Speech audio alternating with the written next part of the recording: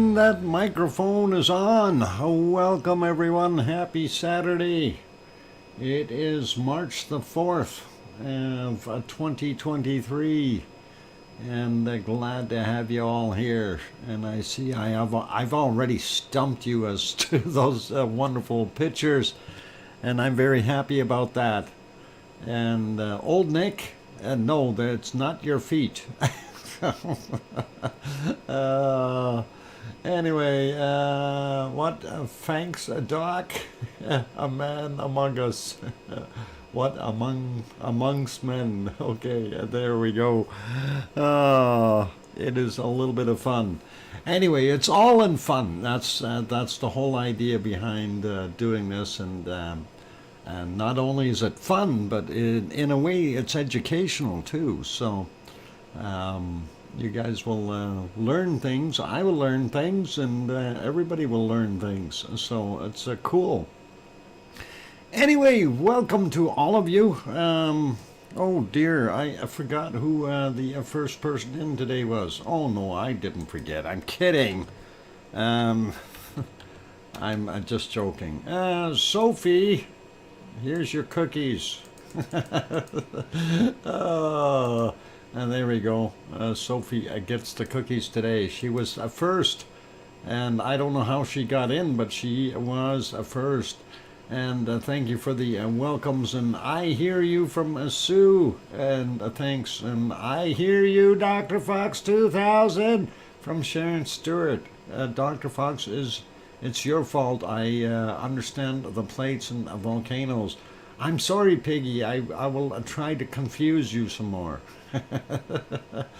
Okay, I've learned Doc is a little domineering about the whole guessing thing. Sheesh. Yeah. Old Nick, you're absolutely right. Piggy, no, you can snout off Nick too. He deserves one. Anyway, I did forget to write down Sophie though. I want to make sure I have a record of that, so we know when tomorrow when she sneaks in, we can figure out if she's got a key or not. What? I got in through the locked door. Yeah, I kind of figured that. I was wondering how you did that, because you're another one with a key. There's got to be a key out there. It's either that or I got to change those locks to something a little more secure. Use the angle cuts or something on there. It's on those pins. If somebody's picking the lock really easily. Alba Girl says, hello, Lavely fans, and in the lurkers for a while, as I got stuff to do. Okay, Alba Girl, no worries, all good, and that is okay. Anyway, welcome everyone, glad to have you on board. Of course, it is a Saturday, so early start to the stream. And yeah, looking at what's on the screen right now, of course we are seeing our wonderful Helemaumau crater there in Kilauea, in the big island of Hawaii, in the state of Hawaii, in the middle of the Pacific Ocean. Secret volcano, or you want to see it again? All right, well, I can show you the secret volcano just for a minute, but no guessing, okay? And no guessing. You can write it down yourself if you wish, and that is up to you. That is this secret volcano. And I'm not going to tell you where it is, obviously. I'm not going to tell you anything like what city is it near, Lizoid. You know, things like that. That just isn't going to come out. But I just figured this was a nice looking shot. And by the way, good luck Googling it. It's I've learned very quickly not to use photos from Google.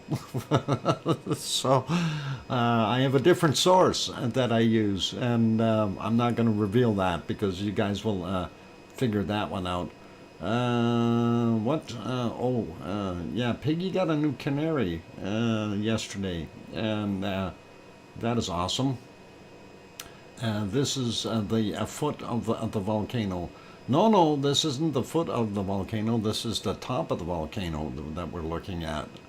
The foot of the volcano is way down below somewhere. And yeah, anyway, this is my primary picture. So if somebody is real super smart and guesses it, we're going to let them, be what they are. But I do have a backup picture, and the backup picture, of course, is this other one, and of course that is a lot harder. And I guarantee you nobody will get this one unless you've been there. You're not going to get it. No, Sophie, what did I tell you about guessing? I'm not going to tell you whether you're right or wrong. I'm just going to say no guessing until later.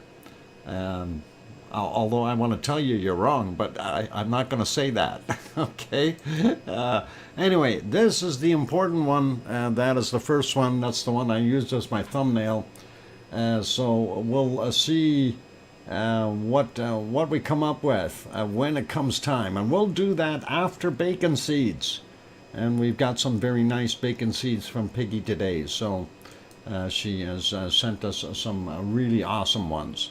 And anyway, so let's get at going through our stuff right after I say hello to everyone. First off, welcome to our moderators. We have Arizona Snowman and Piggy and C&D Boy. And let's see, maybe Gary 24/7 Live, AZ Skies lurking in the background as well. Possibly also Joseph Fields, Texas, and Lucas Snow. So those are our moderators that are typically around. And just to kind of let you know, there are other moderators as well. So, there's a bunch more. But they're not always here. We have some that are on occasion will pop in during night times here, that are, weird places like Australia and stuff like that. And, what is the Tasmania? There's one from Australia, one from Tasmania. Let's see, we've got one in Chechnya. And let's see, others all over the place. Happy Sabato, Dr. Fox and all. Well, I don't know what a Sabato is, but I'll take it. Thank you, Piggy. That is an awesome super chat, and appreciate that. And happy Sabato to you as well, whatever that may be. And thank you very kindly. And that's always a nice way to start. Sabato is a Saturday in Greek. Oh, well, happy Saturday to you too. And what's left of it for you? I should be getting pretty close to midnight there, if not already gone over. I think you probably are already on Sunday, if I recall correctly. Time-wise, you're what, 11 hours? No, 9 hours away from me. Less than half an hour, or less than an hour. Okay, so almost there. All right, no worries. Yeah, if I do my math right, yeah, that's 9 hours, something like that. Okay, cool. And thank you, Piggy. I really do appreciate that. And of course, this is the time of year where I really do need that extra support that way. That will help out. And let's see what else we can do here. Let's get started on our wonderful, I turned into a pumpkin at midnight. A pumpkin? Okay, well, from a piggy to a pumpkin. I know this secret volcano. Ann Walsh, save it till after bacon seeds. So that is coming up in about an hour, all right? If you know the secret volcano, the first one, please hang in there. And if you know, bite your tongue till then. Well, don't bite it literally because that'll hurt, but You know what I'm saying. Just hang in there. Anyway, looking at what we see there at our wonderful Hawaiian volcano, we know that this morning it was kind of out of focus and a lot of smoke, so if we go back we don't see a heck of a lot. If we go into the nighttime portions, again they had periods of extreme out of focus problems and stuff. This was like at 3:03 a.m. and it didn't look too bad then, looking at the west lava pond. And we are still seeing most of that lava come in on the western side of that west lava pond, which is kind of really weird because, you know, we've seen it come in on the east before, and of course things have shifted around. So when we say left and right, or west is on the right side, east is on the left side. So sneaking in, researching volcano pictures. Linda, way to go. And that's all awesome. Did you find it, Linda? I'm just curious. Did you find either one? Because those pictures aren't going to be anywhere unless they're similar ones. She's laughing. She didn't find a darn thing.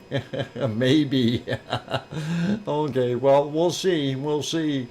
Anyway, let's go to some of the other shots here. And of course, this is, let me fix that picture up just a little bit so we see the whole thing.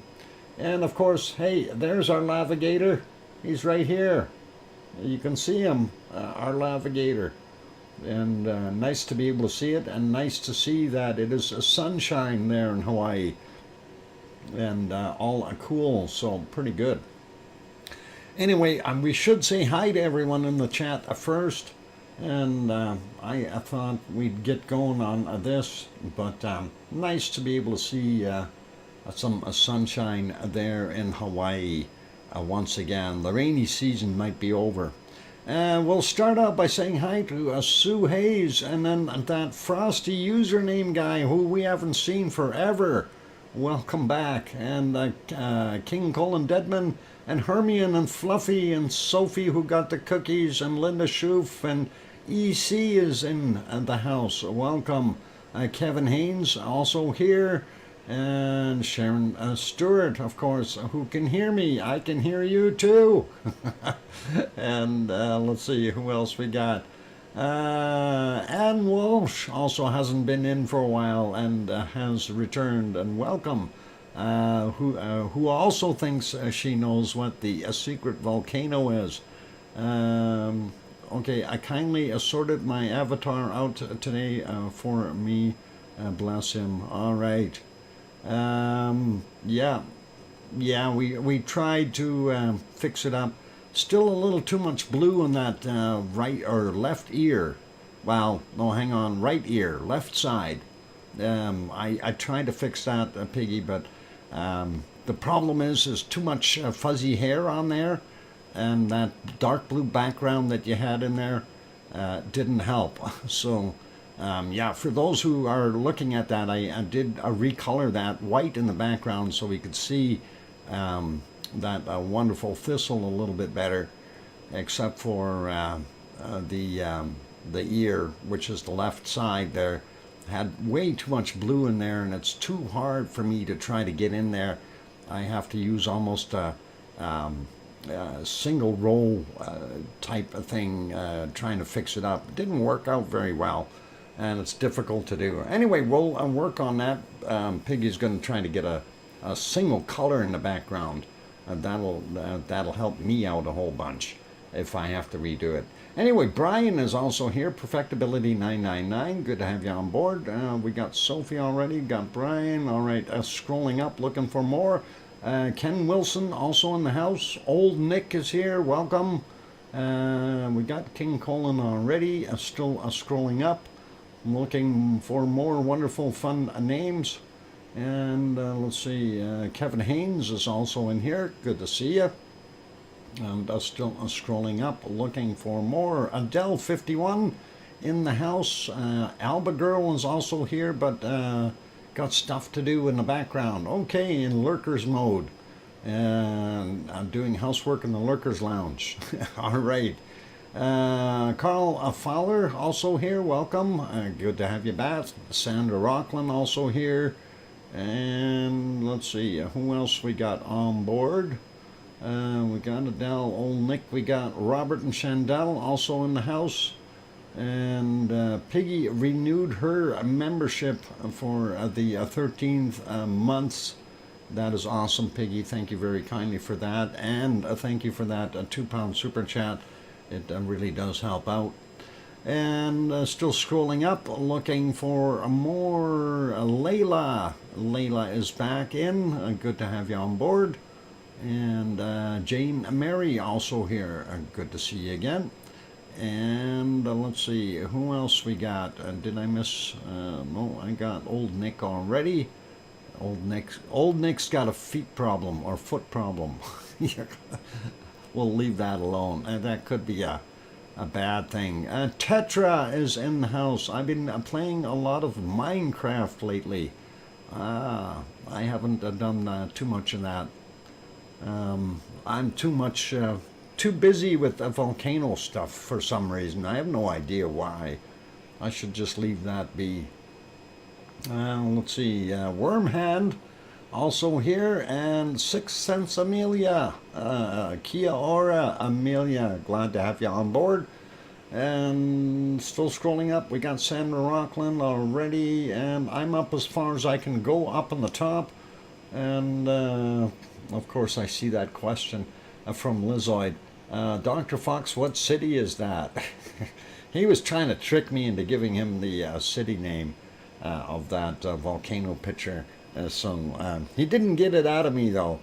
And let's see, Philomena is also here. Welcome. And did I say Linda Schoof? Maybe gotta lurk a while by my myself. I'll be back later. All right, no worries. And I think I've got everyone now. If I did miss your name and did not call you out, we'll see what happens. And EC thinks EC got this one, Dr. Fox. Okay, well, you guess after the bacon seeds when we put it up on the screen. First one in gets the stack of cookies. So that's the way it works. And we'll see. John Donovan, welcome back. And let's see, Leo Carlson also in the house. Leo, how are you? Hope you got nice weather there. Looked yesterday to see what was going on. Had a little higher SO2 levels. I figure you had that barbecue out, but you weren't telling us. But that's okay. We'll forgive you this time. But just don't let it happen again until next time. Anyway, welcome everyone. So that's got everyone covered. And like I said, if I didn't say your name, I'm not trying to be offensive. I just didn't get to it. So you can yell at me if you like. I'm good, thanks, Doc. Great weather here. Awesome. Nice to hear that. And anyway, yeah, so looking at our screen, I noticed my hamster is not showing up. Let me see if I can fix that. Why is that not showing up?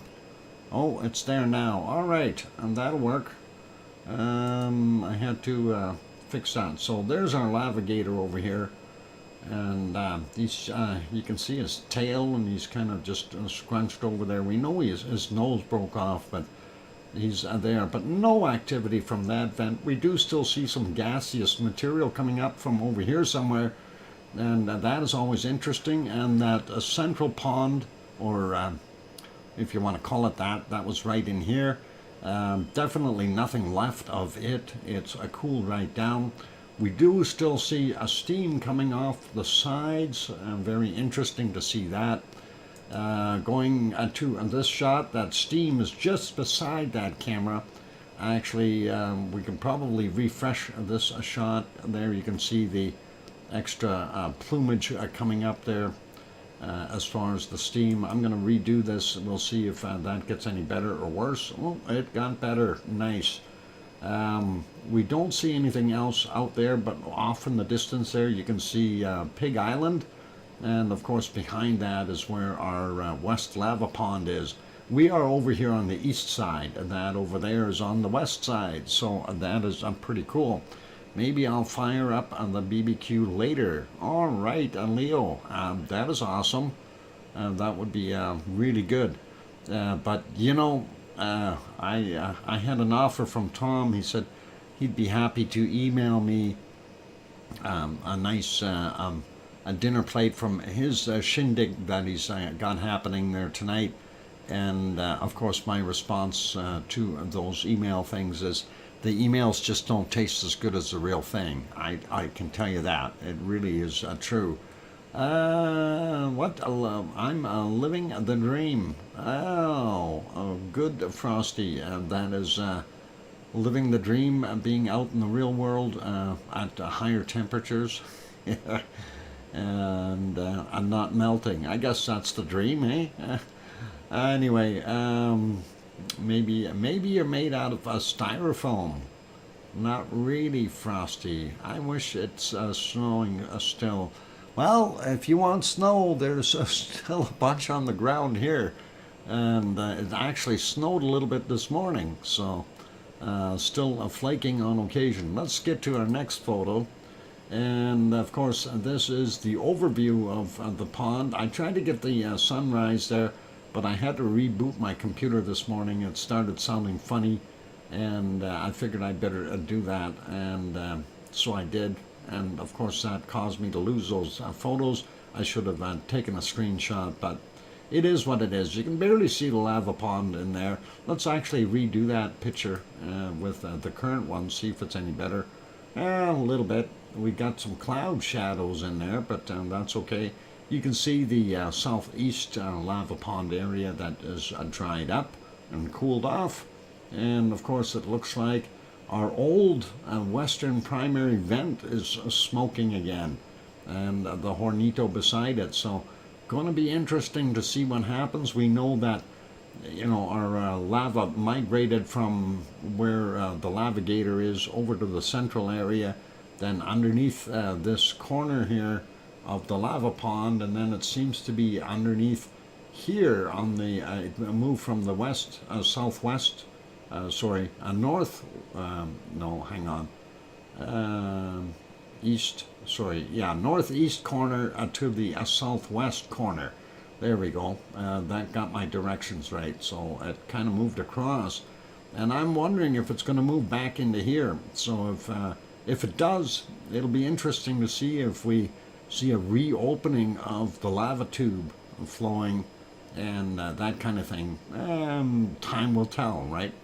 So always some interesting stuff going on there. Quick peek at the thermal, and there is the thermal image, and of course that is our lava pond. And you don't see anything over in the far distance here. You do still see some hotter points, but nothing that is going to make you cry or go home or anything. But we do see in here that lava pond. The feed point is over here on this side, and it seems to be pouring in from the west to east kind of thing. Funny thing is, we are seeing this lava spot a lot brighter. Let me get rid of the banner down in the bottom here, and let's get rid of that. I noticed this one spot is awfully bright, and I'm wondering what's going on here. You know, maybe we do have more of an intrusion. Maybe it will surpass the old vent and go further to the west. But who knows? Although the old vent is kind of pretty much straight up from the bottom of the caldera, for it to travel over to this side means that it has to be sneaking through some material. And if we kind of draw a little bit of a picture of that on screen, you'll kind of get the idea. So if the and this would be the western side of the caldera, so it'll be going down like that somehow, and then there's your caldera floor down here.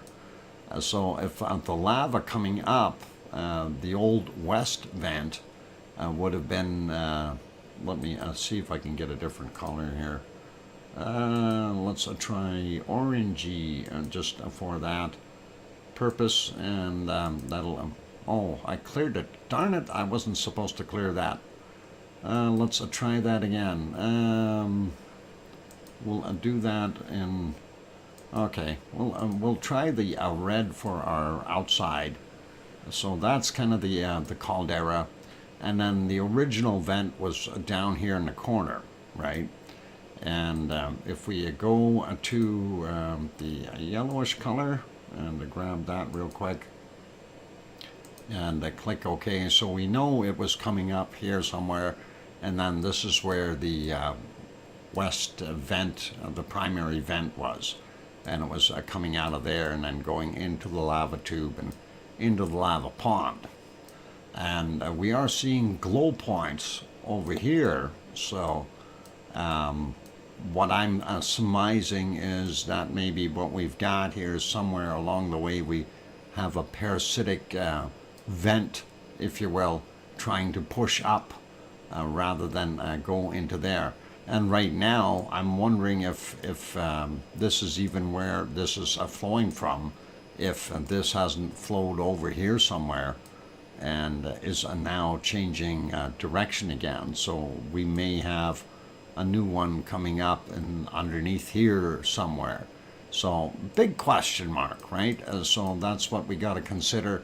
But the brightness of this spot here and underneath here, it makes you wonder what we've got going on.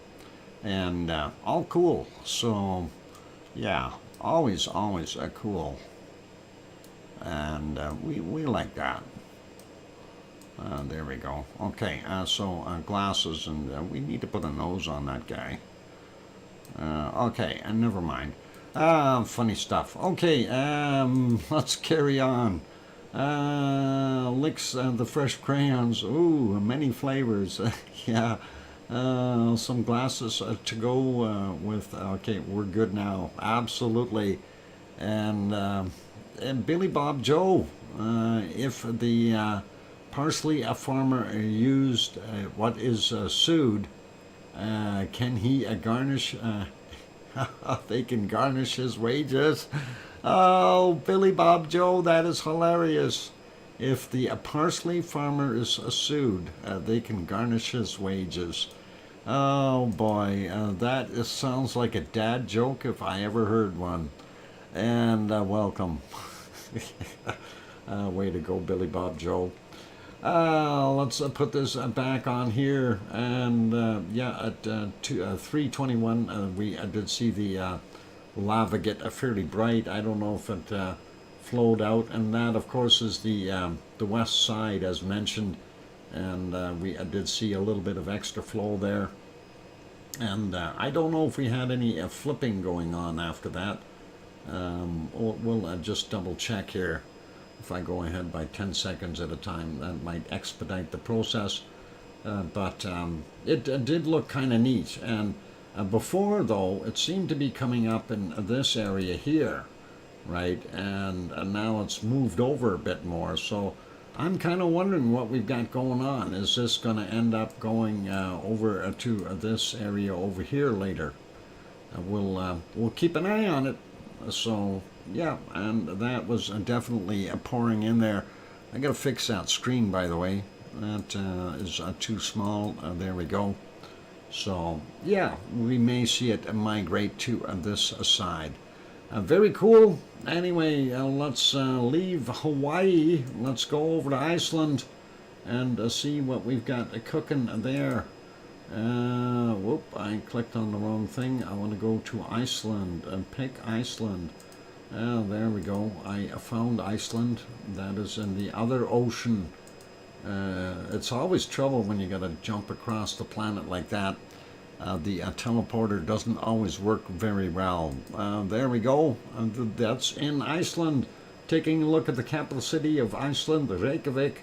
And there we go. About 9 hours 45 minutes ago, we'll get to see what it looked like there. Not a bad day. Doesn't look like it was raining, and we do see some clouds off in the distance. Still some snow on there. King Colin Deadman says the king never leaves. I love it here, DrFox2000. Awesome. Thank you, King Colin Deadman. Appreciate you renewing that wonderful membership. That is awesome. Now, if you'd only send me a treasure chest or two, I'd be really happy. Oh, darn it. It's those guys. Yeah, anyway, that is pretty cool. There we go. Anyway, that's what it looks like in that direction from the Perlin Center, of course, in Reykjavik. That is where the camera is located. And going to the other shot here, we will take a look at about 9:45, 9 hours and 45 minutes ago as well, see what it looks like then. And yes, you can see the lovely grass has not yet turned green, but spring is on its way. And of course, the mighty forest there, those are the biggest trees you'll see in Iceland. I'm not trying to be smart, but that's about it. And that is actually the biggest trees that I did see in Iceland. Were right around the Perlin Center, and that was kind of freaky. By the way, there's bunnies living in here, for those who need to know. Anyway, we do see the regional airport, and it's all pretty cool. And this, again, the shot from Perlin Center, looking out towards the regional airport. Going to make that one small again, put it back on live. That is, of course, what it is right now. You do see the don't hit me beam going around on top, basically telling the aircraft not to fly into the Perlin Center. And it looks like it might be foggy there or something in the clouds. Maybe a little bit of rain now, but we'll see. Let's take a look at this one. It looks like a moonlit in the background, but it's clouds that are moonlit. We're going to go back all the way to about 11 and a half hours ago, see what it looks like out at Katla. That is one of our favorite volcanoes. Hopefully it will erupt sometime soon. We do see Katla. We do have some clouds in the way in the front here, though. But you can see the larger area of Katla in the background. Of course, snow-covered because it is at a higher elevation. And that looks pretty awesome. If we go back a little bit, we can see that, or come towards us a little bit time-wise, and that's at 10:45. If we move on a little bit, it did clear up a little bit. There was a point in time I could see Katla a little bit better. This wasn't it.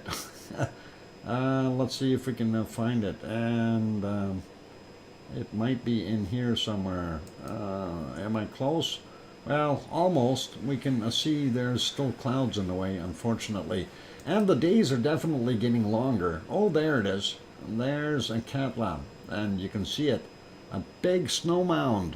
One Fish 26 throws in a $5 super chat. Thank you very kindly. A nurse, a doctor, there's a patient that says he's invisible. A doctor, well, tell him I can't see him right now. Ha, ha, ha. One Fish, that is awesome. Yep, we can't see him right now, but bill him anyway. Thank you for that wonderful $5 super chat there, King. One Fish 26. Appreciate that, and that is awesome. And yeah, we can't see him right now is a good one. I like that. That is very, very true. And thank you kindly. Oh, Piggy says 2-minute warning. Tommy Noodle. Okay, Tommy Noodle. Those are those the Greek ones? Thank you, Piggy, and thanks for the 2-minute warning. And I appreciate that wonderful super chat. And awesome. Okay, yeah, Tommy noodles. They're an egg noodle that they make there, isn't it? 1 minute now. All right, we're down to the 1 minute mark. We'll see what happens. See if I get bumped. But I'm really appreciating the fact the days are getting longer there. Time now, okay, and then I will put this back to live. I will put this back to over here, and I will click this other button and see if I can find not the place with the snowstorm. How about the place with the lava pond? What happened to my lava pond? Oh, there. Well, let's put that back on live. And that is Helemaumau crater. Oh, that's not a very good view either. All right, canned lava. That's it. We got to put a canned lava on here. I had some. There. Okay, that is some Icelandic canned lava for you. In the meantime, we'll do that. Thanks, everyone, and thank you for the super chats, you guys. I do really appreciate those. For those people who have not yet hit the like button, please do consider hitting the like if you're enjoying the show. Also, if you have not yet subscribed, if you're sitting in the Lurkers Lounge peeking in, please do consider subscribing. That would really be awesome and allow the channel to grow, and we'd really like that. In the meantime, I'm going to go take a break for about, I don't know, about 5 or 6 minutes, and then I'll be back. Keep smiling. Don't go away. More to come. Thanks.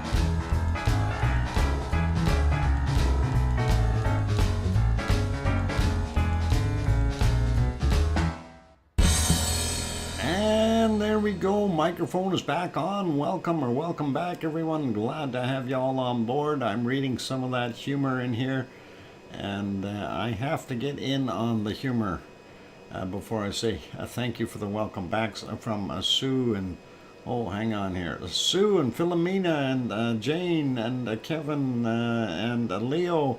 And Wormhand throws in a 50 Swedish kroners and says, welcome back. Here is something to your treasure chest or a Pepsi. That is awesome, Wormhand. Thank you very kindly. And will I get that written down? Wormhand, thank you very kindly for your generous super chat there. So let me get that scribbled down just so we can say thanks again at the end of the show. And awesome. And yeah, I was gonna say, you know, the guy that went to the ICU there, well, okay, thanks, a Frosty username, and let's see, Hermione and Fluffy and Kevin. I just want to make sure I say everyone there, and One Fish, and what? Dr. Fox is transmitting. I'm transmitting? Oh yeah, I am. I hope I'm not transmitting any bad things, but Frosty user's name did the a man was sent to the hospital as he kept yelling that he is now invisible. They shifted him to ICU. Well, that comment really got me all choked up. It really did. I know. Punny. Very punny. Got me all choked up. Okay. Enough of the shenanigans. It's a time to go take a look at the harmonic tremor charts. Oh, yeah, I know. It's bad. Getting all choked up. And, okay, shenanigans. There we are. Yep, as Yvonne said to me earlier, Ragnar and Fragdal Fjord areas are trying. It's trying. I got to refresh that. We're going to see how much more of a try it's doing. And we see it did drop down a whole bunch, but we are back up. We are seeing reasonable seismic activity down there, though. So something is happening down below. And even though it's not up where we want to see it, with all three colors way up at the top, but there is something going on. The thicker this blue line, the more activity down below. And when we see that, we have to question what is going on underneath Fragdal Fjord. But anyway, that's kind of what we see there. That is up to date. And glad to have everyone on board. Thor popped in. Welcome, Thor. Good to see you. And let's go up to Askia's chart up here real quick and see what is happening there. We do see a major spike in here. We're going to have to take a look at the earthquake map to see what caused that one. That looks like it's maybe about, I don't know, 6 or 7 in the morning. And we'll take a look and see what we can find. But we did see it dropping in activity and then regaining some as well. And we'll take a look at the depths of those quakes and see what is going on, if we're seeing magma rising, popping back. I hear you, DrFox2000. Okay, and you popped your back. Sorry to hear that, Sharon, but glad that you're back. Get it? Oh, never mind. Oh, bad. It's shenanigans day. Anyway, let's continue on and take a look and see if our somebody kicked our Grindavik chart, or a sensor, I should say, and see if that is working again. Oh, no, that's not Grindavik. Neither is that. Neither is that. There's the Grimsey one, and we see that is back up on the rise as well. Makes you wonder what's going on. We do see a larger amount of activity underneath there as well. So I'm wondering if it's a tectonic rather than everything. And looks like Alex didn't go out there yet to kick that sensor. Yona did say she was going to get him to do that, but I guess he hasn't. And we'll see what happens.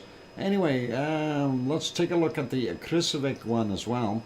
And for those who are curious, if you didn't hear me say it once before, mentioned that Grindavik, of course, is to the southwest of Fagradalfjall area, and Krusevik is to the northeast. And there you can see the larger activity at Krusevik area as well. So likely something happening in that whole area. And we got to realize or remember that that magma chamber underneath the whole Reykjans is quite long or lengthy, and that does cover from kind of the tip of the Reykjans Peninsula all the way to past the lake there. And we'll take a look at that real quick. Here's the earthquake map, and let's kind of get on here and we'll have a look, and we'll zoom into this area. By the way, we only had 38 quakes in there, and while I'm on that screen, we talked about where that area is.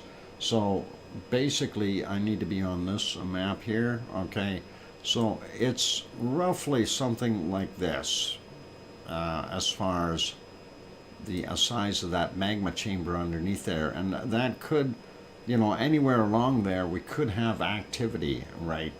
So that's just kind of where the outlying area is. That's not 100% guaranteed that that's exactly where it is, but pretty close to it.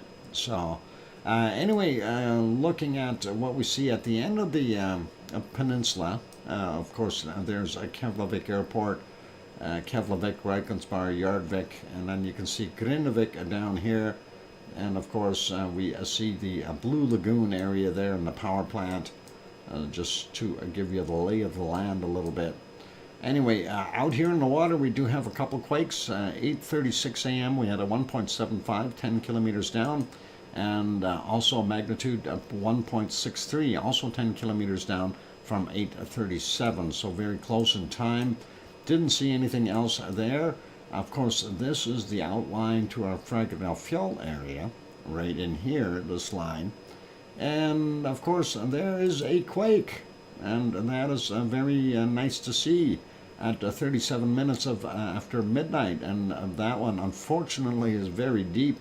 It's only a 0.49, but it's at 10.1 kilometers down. So it makes you wonder. And then we do have another one towards Krusevik is over here. And this is our Fagradalfjall. For those who don't know, Ragnar is there, and Siggy Fisher there. And then, of course, this is Krusevik, the volcano.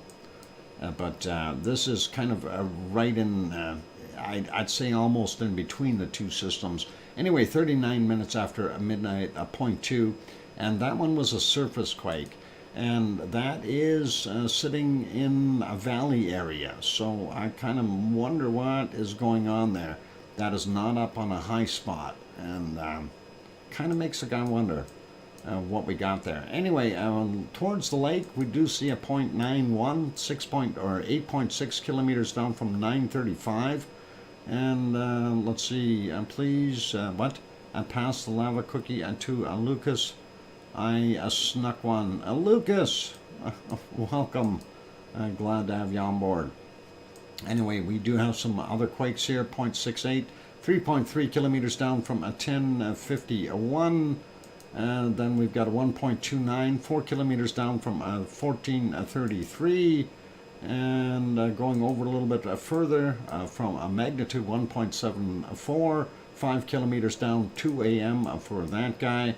Getting further down here, magnitude 1, and 7.6 kilometers down, 9 a.m. A magnitude 1.64, 7.3 kilometers down, 3 a.m. Zooming out, going over a little bit more, and we see one down here just to the southeast of Eyjafjallajökull. And there we go. I said it. And that is 1.38 in magnitude, 1.6 kilometers down from 346. And then we go over a little bit further. This one is so much easier to pronounce, Katla. Anyway, we see a 1.19 surface quake, 135 meters down, 1126. And then the next one over at 2:54 a.m. and that is 2.12 kilometers down, surface quake as well, 135 meters down, likely ice shifting. Another one, a 1.26, 135 meters down, 8:20 a.m. And then we've got this one here. This is a little bit deeper. It's a magnitude 1.53, and it is a 3.9 kilometers down from 1225. That one is definitely not ice shifting. The other three very likely are, so that is okay. Let's grab this 2.18 up here, 12.7 kilometers down, 1435 for him. And going over here, we do see a 0.94 kilometers down from 1927. And next to Grimsvatn, we do see this one, 2.29, a 0.9, 923 meters down, or 0.923 of a kilometer. 10:37 was the time on that. We don't see anything at Bardabunga, but we do have a couple of small quakes out here. There's Askja, the lake, and of course the system. If we take a look, you can see the actual caldera is this one, then the system around in here with various lobes, and then of course the larger area, right? So that is, we can expect an eruption anywhere in that zone. Anyway, this one is a 0.5 from 430, but 4.35 kilometers down. 121 is the time on that. Then we got a 0.19, 4.8 clicks down, 2309. 0.74, 3.3 kilometers down, 6:21 a.m.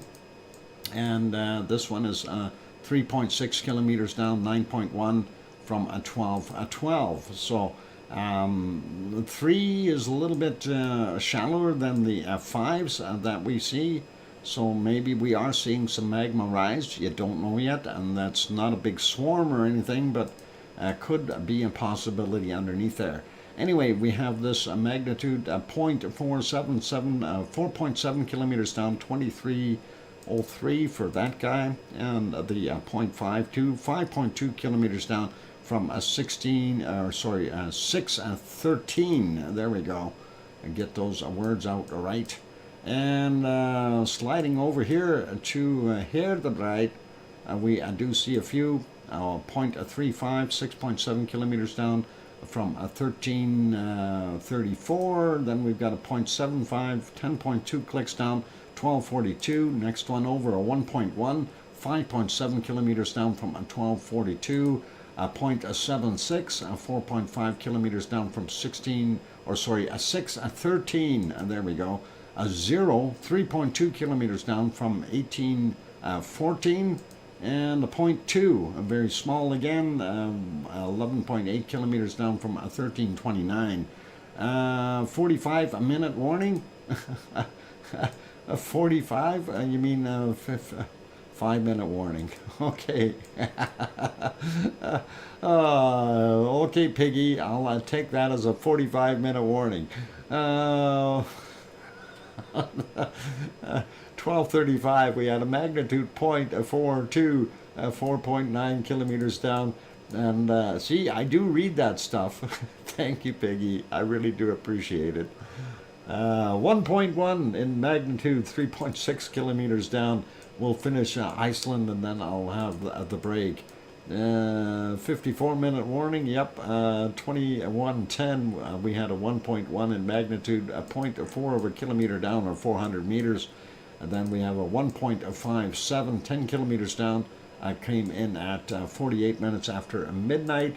Then we've got the 7:52 a.m. 1.32, 10 kilometers down. And then there's Grimsey, the little island of Grimsey right there. And we have this one here, a 1.33, 10 kilometers down, 5:24. And 1.18, 10 kilometers down, 11:22. And then one more here, 0.98, 10 kilometers down from 1:03 in the morning. And that's it for the quakes there. Now, we were kind of talking about Askja, and of course, that area, anywhere in here. Now, if we've got 10 cubic kilometers of magma underneath there, and as I kind of mentioned yesterday, if somewhere along that plate boundary, wherever that is in there, did that turn on? Yeah, plate boundary, I don't see the line, there it is. It goes up over here. This is actually over on the Eurasian side, but not that that matters. But if anywhere along here, if we had some structure change underneath there with even one of the small quakes, you know, the whole magma chamber pulled apart a little bit, decreased pressure on everything. Anything that was up at the surface area would have, you know, if it was touching the surface, it would have decreased the pressure. That level would have come back down a little bit. That hot molten lava that was up there would have cooled a bit and basically caused it to solidify. So, you know, it kind of concreted itself in a way to make it a better seal, and likely not going to pop. It's going to take a little bit more pressure to make that thing go. So if it does go in the future, it's going to be a big bang. I think that is what we're going to end up seeing there. If and when it does go, it's going to be a very, very explosive eruption. And of course, the big thing is if we get a crack in somewhere underneath this lake, and that lake water gets into the magma chamber, we all know what's going to happen. We're going to have one heck of a pyroclastic kaboom. It's basically pre-magmatic eruption if the water hits that magma, and it'll be what I kind of called a mini Hunga Tunga Hunga Ha'apai on land. So anyway, that's kind of the best description of it, but if it does go, yeah, it's going to be a big boom if it goes right underneath that lake. And now, possibilities are we could have it pop over here in one of these other lobes. And there's some lower lying land, of course, around it. We also have a lot of activity, and it's a fairly low land in between here as well, towards Herdebreit.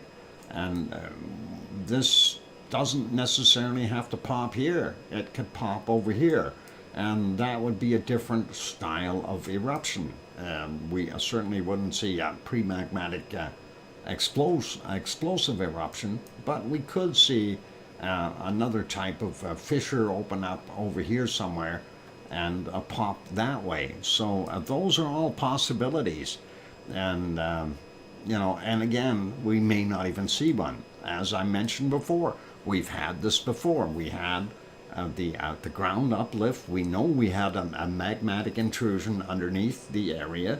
It lifted the ground, and it didn't do anything, right? So this is something that you got to consider. Is it even going to pop? But anyway, it is a break time, and of course I'm going to put you back over here. Well, maybe not. It's too smoky here. Let's see if we can turn that canned lava back on real quick, and let you watch that for in the meantime. And I even had a little banner there that we can turn on, so not everybody asks, where's that and what's it from? So anyway, there we go. For those good people who are here, by all means, hit that like button if you haven't done so already. The other thing to consider is if you have not yet subscribed to the channel, do subscribe if you feel that we've earned it, and you want to see more of these wonderful shows. Don't forget to turn on that bell notification while you're there, And on that friendly note, to let you know, we will have bacon seeds after the break. And Dr. Fox, it's a Saturday, a Sunday. Oh, it's Sunday for you now. Yep, Saturday here, Sunday there. You're in the future, and you're gonna have a Sunday bacon seeds. Anyway, it is time to take a break. So, bacon seeds after the break. Then guess the volcano thing after that. And of course, I have two. I have a backup just in case you guys are really smart and catch the first one very quickly. So we'll have a little bit of fun with that. And I still won't tell you what city it's close to. Oops, that's a hint. Anyway, I'm your host, Dr. Fox2000, here in Edmonton, Alberta, Canada. I will be back in about 5 minutes. Don't go away. Thanks.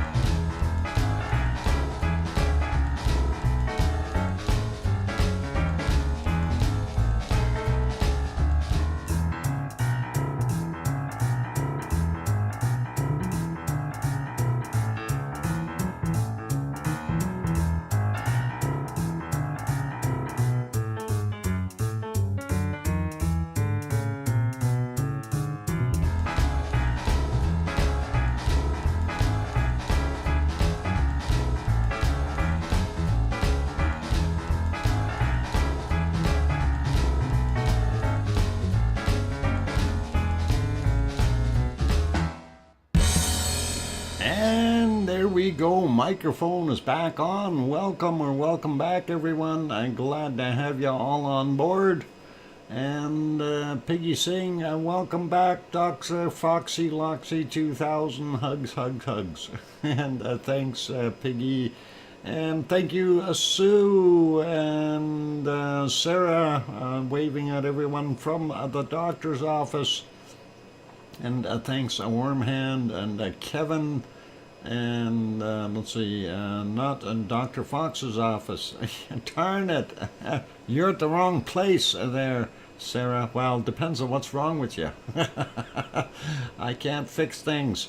I can fix some things, but I can't fix everything. Thank you, Leo, as well. And where's that Sharon Stewart? I'm sure there she is. I hear you, Dr. Fox 2000. Okay, I got it, Sharon. That's all good. He'll give you a dose of lava cookies. Yeah, lava cookies cure just about everything. Who was first today? Sophie was first today. She got the lava cookies. So, yep, definitely. You can bug her if you want some. Or you can get some from the tray. There's still a bunch there. Thank you, OneFish26.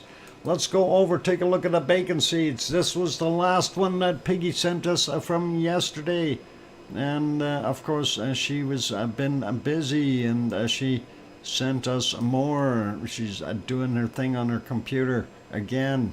And that is one of those, what is it, a Pig Nova brand computer, if I recall correctly. Sinus infection. Oh, no. Oh, no, don't tell us you got the COVID too. Oh, boy. Here's the first one today, and Piggy had a little bit of trouble trying to get that one to me. It was all pixelated, but we saved the day and found it, and we're able to get that going. So I get them all the time. Sarah, I know what that feels like. I do get them on occasion too. Actually, usually twice a year, and it happens. Anyway, this is kind of a ducky picture. It covers all our important things. So we have a cat with an ear from the pig on top of it, and he doesn't look too amused. Get it? Amused? No, never mind. A bad joke. The piggy is sleeping, and of course a little chickie on top of the piggy's head. Piggy doesn't mind at all. And Mr. Quacker there, he's on top of the wabbit. So only missing a pup. Yep, and that'll be the next thing that comes along. Let's take a look at our next bacon seed and see what we've got. Hang on, this isn't even a this isn't even a bacon seed. All right, the kitty is saying, you got big ears. Yeah. I guess the wabbit does have big ears in this particular shot. Yeah, and that is a pretty accurate description there, Mr. Kitty. And I concur with your assessment from the doctor's perspective. So that cat looks like mine and when she was little. Excellent. Who stretched those ears? Yeah, that's the way we found that. Yeah, the duck. What? The duck is missing ears. Yeah, we should have put some bunny ears on the duck as well. Yeah. The duck might even look like he's annoyed a little bit. Anyway, next bacon seed. Oh, this is a ham and lamb show. The ham and lamb show. And we gotta love it. And next one up. This is, of course, this is not bad. This is a good one, actually, I thought. So, next guy. Oh, and I don't know, is that a sheep? You got, looks like that piggy needs a hogwash, though. And a very, very nice, cute little cuddlies. Ham and lamb, yep, we gotta love it. And that is awesome. Awesome. A goat? No, that looks like a lamb. At least I think it is. They are buddies though. They look cute. And next one, and this little piggy wants to stay warm underneath the wabbit ear. So that is awesome. And that is really cute. We like that. That is wonderful. It captures something really nice. Really a nice theme going on here today of lovey-dovey animals that are different kinds being nice to each other.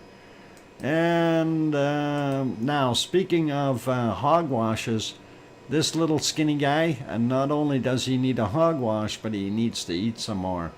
And definitely ear blanket. Yep, a great theme today, Piggy. You bet. And we definitely need a hogwash. And let's carry on. We'll see what our next one looks like. And there we go. And here's a couple little buddies, and I think the one is trying to whisper, "Psst, hey, that's not a piggy." And that is pretty awesome. That cat is looking at the camera going, "Do I have to be here?" That is awesome. A baby sitter, yep. Possibly. A cat looks upset. Yeah, that cat's kind of like, do I really have to stand here? Anyway, the tail is still up though, so that's a good sign. He's not mad, just a little. And here's another one of these, a little snout bob for you onto a little kitty. And that is awesome, and I love it. Can I eat them now? Yeah, Linda. Behave. And we are going to get to our last bacon seed for today. And that is this one. And there's our dog. That's what we were missing. And he seems to have an attachment on top of him. And that looks cute too.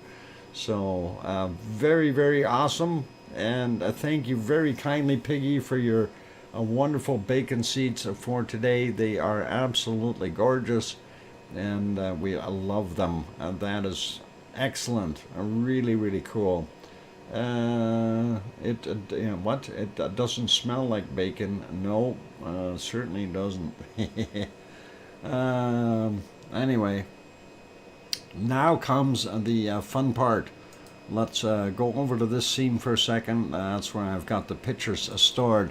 So, of course, this is the one that I used for the thumbnail today. Does Dr. Fox have an office name for quizzing, guess the official name for guessing the volcano? No. And, oh wow, that came out quickly. Somebody said Popocatépetl, and no, that is way too pointy to be Popocatépetl. But EC was the first one to pop in there, and EC said Fuego in Guatemala. And EC, you are 100% correct. And since that was that quick and that simple for you, I will give you the cookies, but this is why or the stack of cookies there, but I did have the backup. So yes, indeed, this is, that is a Fuego, and that is Guatemala in the background. And that, of course, because the volcano is at 12,000 feet, it is pretty high. So congratulations, EC. And I figured, you know, if somebody did guess it really quickly, I would put the other one on here. And I am going to do that now. And I know this is going to be a lot harder. So for those people who want to guess, I know this is really, really, you took so long, I was off taking a bath. A Fuego it is. Oh, and darn it, you missed it. And EC, what are you doing? Are you peeking at my notes or something? Wow. EC again with Rinjani in Indonesia. And how the heck did you know that, EC? That is amazing. I think EC's peeking at my notes somehow, some way. EC, where's the camera? And BB told you? Uh-oh. Uh-oh. Has ESP or something. What I know how, Doc. How? Please tell me, Colin. Please, I want to avoid that in the future. Here goes the second stack of cookies. And EC gets them again. How the heck did you know that, EC? EC is a hacker. Oh, it's called the reverse image search. Reverse image search? Well, this isn't a reverse image. This is a straightforward image as far as that is concerned, but reverse image search. Huh. So how do you do that? I'm curious, One Fish. Yep, you search for the image. Put an image in Google and it finds similar photos. Don't subestimate me. Oh, that is interesting. Very, very interesting. I didn't know that existed. Use Google Lens. Okay. Google Lens. All right. I'm going to have to figure out how I can fix that. Because that was way, way too quick. And for all those who need to know, this is an obscure volcano. It's not one that you're going to find anywhere really nice and easily. And I am very shocked that this was able to come out that quickly. And I will show you where it is, because a lot of you probably are going, where the heck is that? And we'll give you an idea anyway. So here is our map. Of course, you can see Australia, and you can see our wonderful Indonesia down here. And let's zoom in a little bit, and I'm going to show you. Here's the, of course, that is Java, East Java. Here's Semeru and Bromo, and then of course you got Raung, and then Ijen volcano. And then you got the island of Bali, and then the next one over is here, and that's Lombok, if I said it correctly. And there you can see it's Mount Rinjani National Park. And if we zoom in on that, we can see where that volcano is.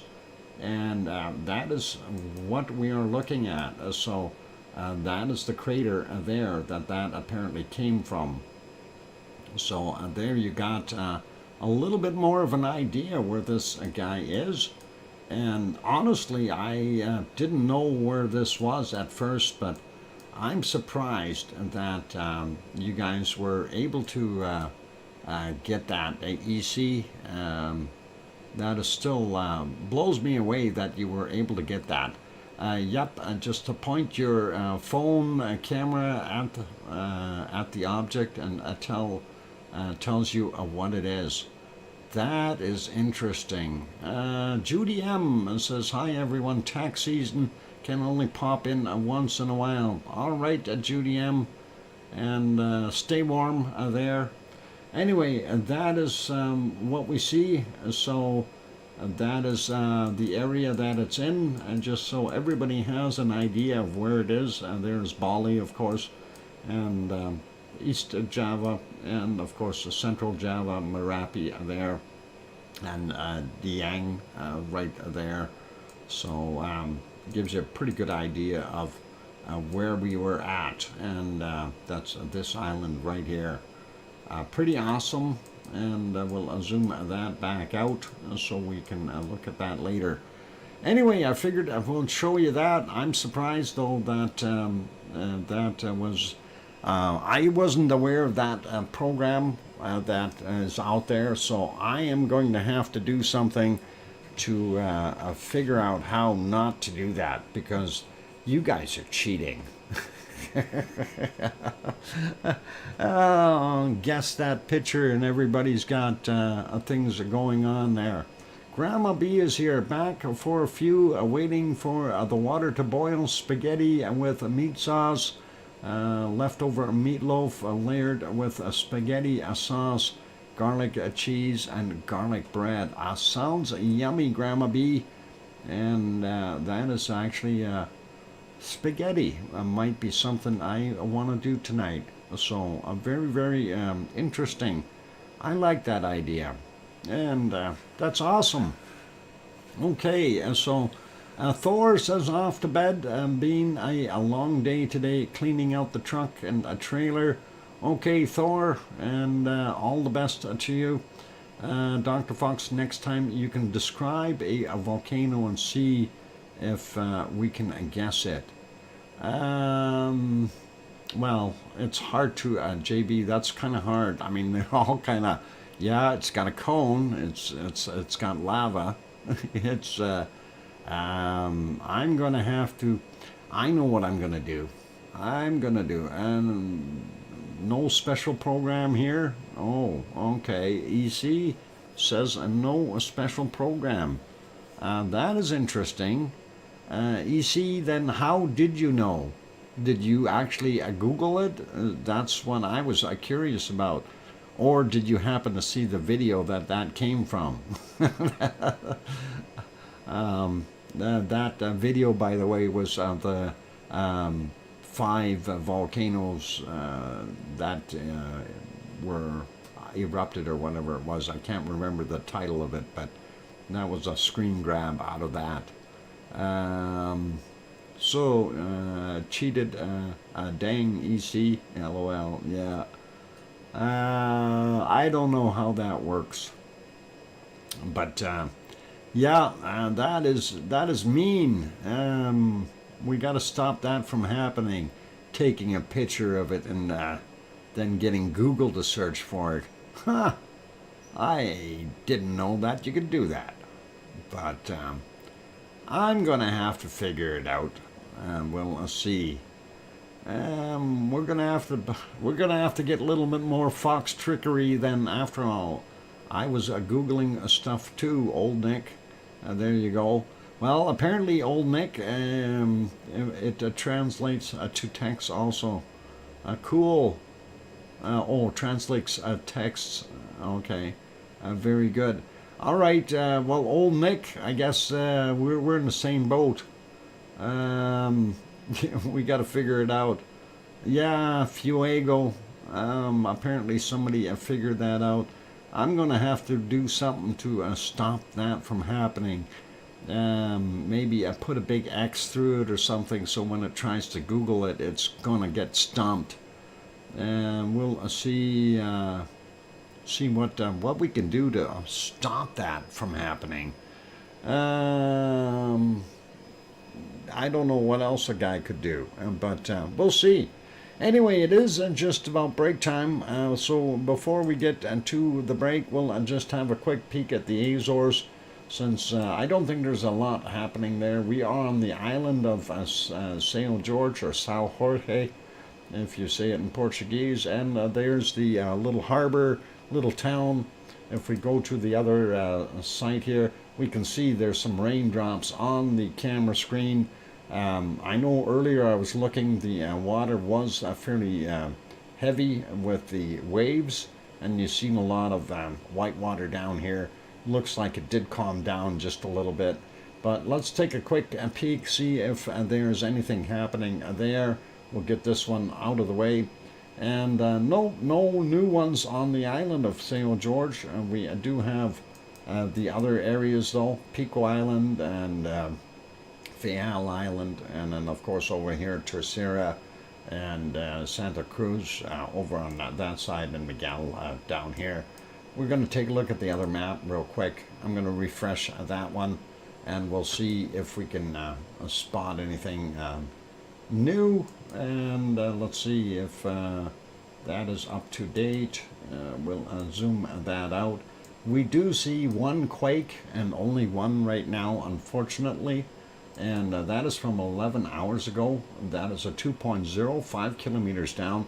Came in at 11:40 GMT, and yeah, not much to talk about there. We'll get rid of that real quick. Zoom out just so you can see where in the world we are, and of course there you can see Portugal, Spain, France, and England, and Ireland, and up here is where Iceland is, and this is Greenland over there, and then Newfoundland, and then Nova Scotia, and there's Sue waving at us again, and that is all good, and then there's PEI and so on, and that's right in the middle here, so pretty cool, pretty awesome. Who gets the award? EC got both.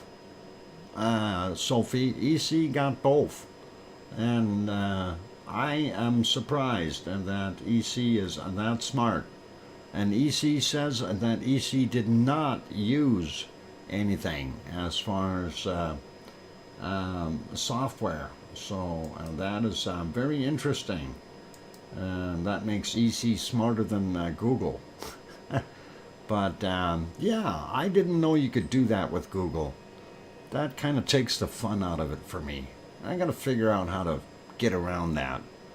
Anyway, yeah, that's good for now. It is time for the break, you guys. So, JB says it was a good guess. There we go. Okay, to guess the secret volcano. Yeah, yeah, EC did both, guessed both volcanoes. And is EC a volcanologist? I don't know.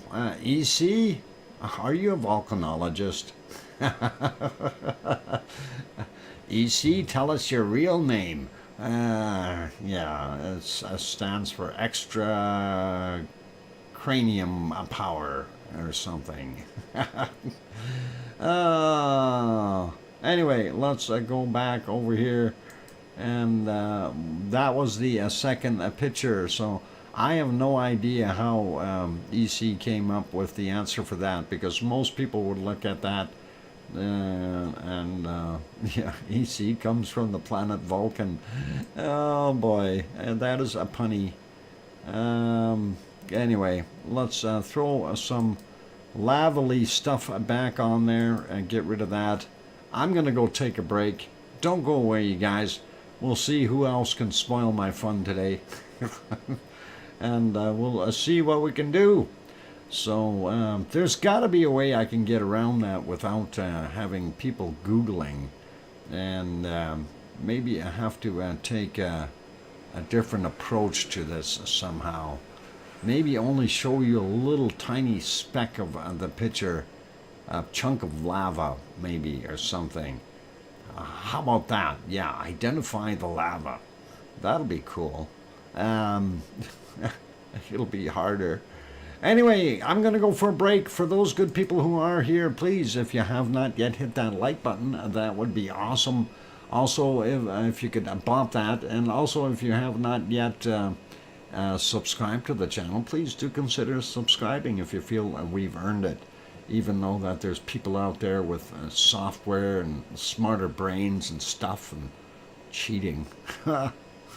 Anyway, I'll be back in about 5 or 6 minutes. Don't go away. Keep smiling. Play nice in the lava. I'll be back.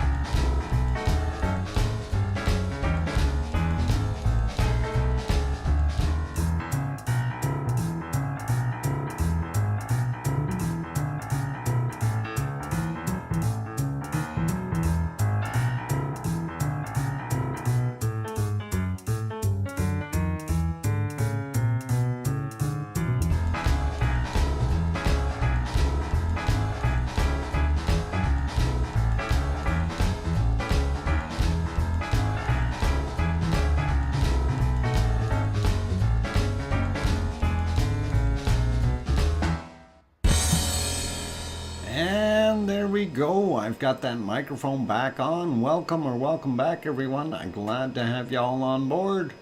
And I see Gaines is in here as well. Welcome, Gaines, in Full Circle, Florida. Welcome back, Dr. Fox. Don't slip on the lava. I will try not to. And thanks, Grenzed. And let's see, thank you for the welcome backs from Full Circle, Florida, of course. And JB and Jane, Mary, and Hermione, and Fluffy. And I hear you, Dr. Fox2000 from Sharon Stewart. That's getting worse every time I say it. And thank you, Asu and Grenzed, and let's see, who else did I miss in here? Leo, thanks, and that is all awesome. And John Raper saying hello, Dr. Fox, okay, and all good. Anyway, yeah, I've been sitting here for trying to connive a way to stop you guys from being able to Google that stuff. Ha! There's got to be a way. There's got to be a way. We got to figure it out. We got to figure it out. And yeah, I got an email here that says some people just have to spoil the fun. Yep, I have to agree with that email. Dr. Fox coming to Edmonton. Jigsaw pieces. I think so. Although I like was it old Nick who said put a piggy in there and it'll just bring up a Pink Floyd or somebody. That might be a thing too. Make new rules. No Googling the image. Well, how can we keep people honest? That's the thing. You know, we're not there. So Nickelback coming here June 24th. Awesome. Yeah, putting a piggy in there, maybe, I don't know. I don't know how we can do that. How we can make it better that it is honest rather than having these people do this. And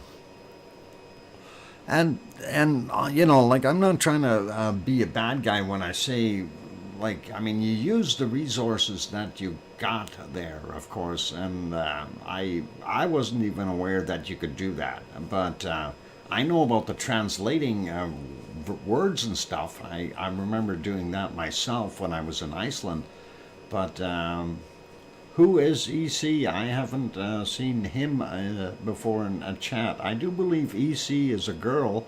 I'm not 100% sure though, female. And EC has been over at Gary's channel for years, so and on occasion does pop into my bunny stream as well. And so EC is yeah, EC is I'm a beautiful lady, and there you go. And there you go. That confirms it. EC is a beautiful lady. And that's what I wanted to make sure of. The Fox doesn't trust anybody. Full Circle, Florida. Well, the thing is we have to try to keep it fun and fair for everyone, because not everyone has the ability to go start Googling and taking a snapshot of whatever they see on the screen and having Google find it for them. That's really not the way that I intended the contest to be. And I don't know. I'm going to have to figure out how I can fix that. So we'll see what we can come up with and make it a little bit tougher. And I'm sorry to those people who you know, were honest and had no idea, but it's going to be harder for the honest people. So I don't know. It's going to be interesting to see what we can do. Anyway, let's carry on with our volcanoes, and we do want to get to the next one. Of course, this is Popocatépetl. Google is one thing. AI is just really sad cheaters. Yep, yep, I guess so. And you know that might be why I got that. And it's not a strike, but an claim, a copyright claim on one of my streams. You know, and of course I reviewed that, and it was dead air during that point in time. It was while I was actually on the volcano stream taking a break, and the portion that they claimed was a piece that JB says it's not cheating, it's using your mind. Yeah, it's using your mind, but it's also it's not being fair to the rest of the crowd, right, JB? I mean, if you're using that, but it is one of those things. Anyway, getting back to the volcano, let's leave that alone until further notice. I will just have to figure out something, and we'll try to figure it out. Not in the spirit of the point of it. Yeah, exactly, Grand Z. It's not in the actual spirit of what we're trying to do. So. Anyway, this is what we are seeing right now over there at our wonderful Popocatépetl, and if we go start from our wee hours and work forward, it was a nice skyline at just about 5 a.m. We did see some puffs coming up. It was the moon was up, so the puffs were well lit. And actually this one will allow me to go back a little bit further. I did see a couple of little bursts during a couple of the eruptions, but no lava spillage outside of the caldera, and that is unfortunate. I think this one might be the one where we had a little bit of a let's see if we can get to it here. We had a little bit of a plume of lava kind of pop up, and I can't remember if it's this one here at 3 or not. I didn't write down the time, unfortunately. Yeah, I'm just advancing it here, trying to see if we can spot the lava burst, and we'll see what we can do. Here, I don't want to go ahead by 10 seconds at a time, but I think I'm going to have to see if it'll do its thing. I think we may have missed it. There was one in here that did have a fairly good pop, and might be this here. And let's see.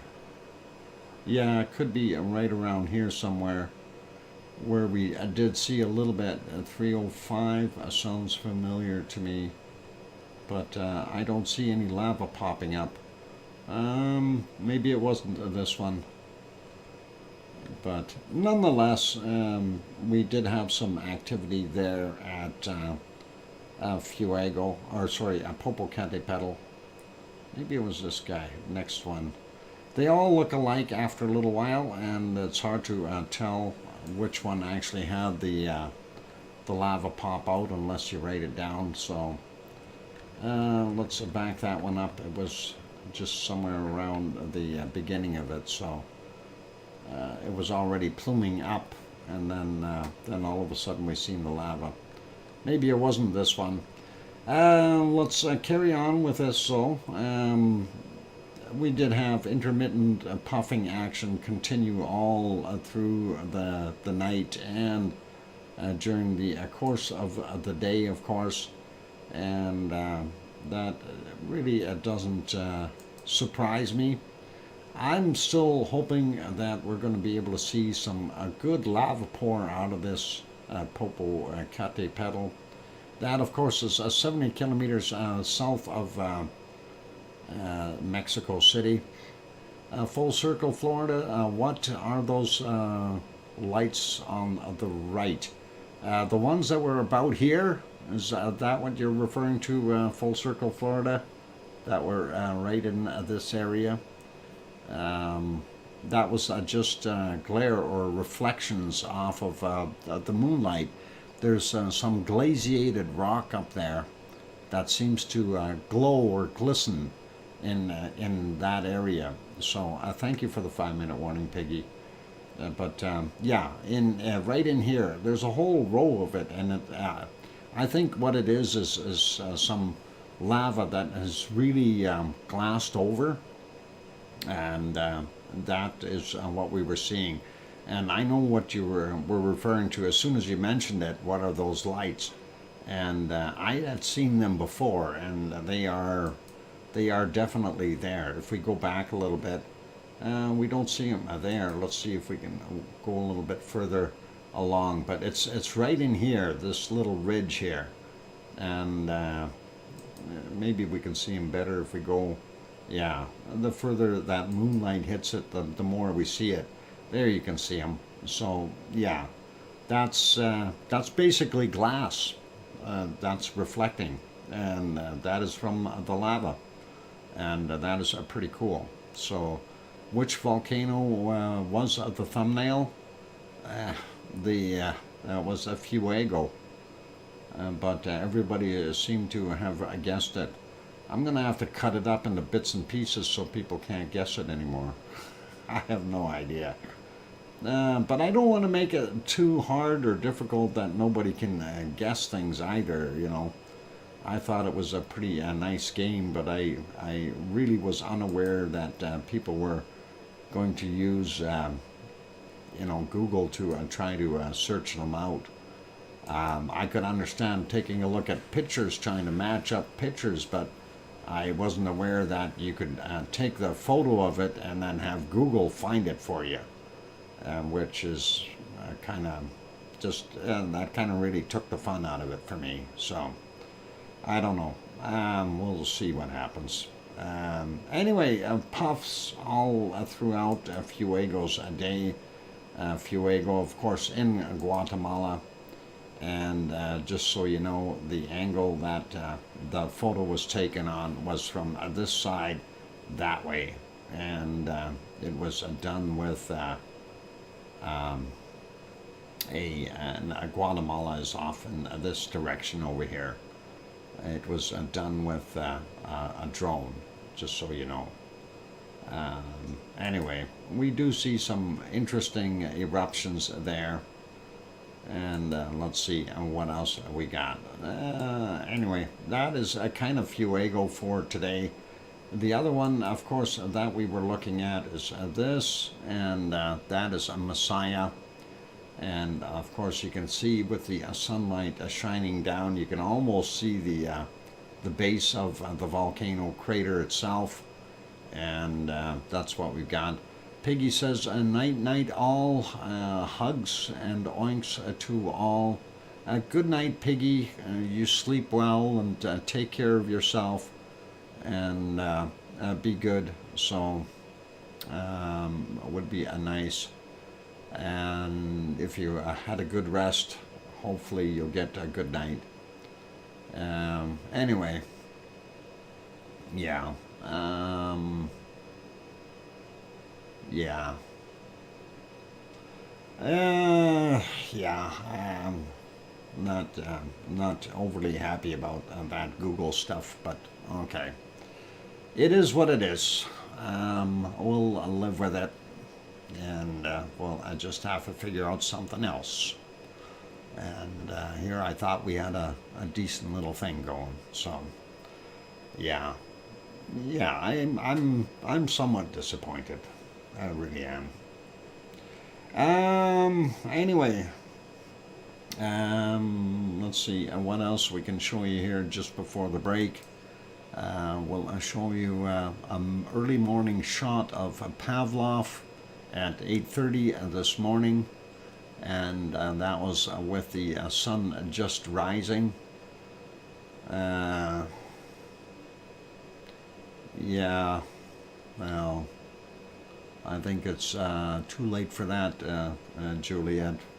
But anyway, a nice shot, and you can see that looks good. And yeah, let's. What else can I show you here just before the break? After the break, what we will do is we'll take a look at. Of course, we'll go over to Merapi and those ones, and see what we can do there.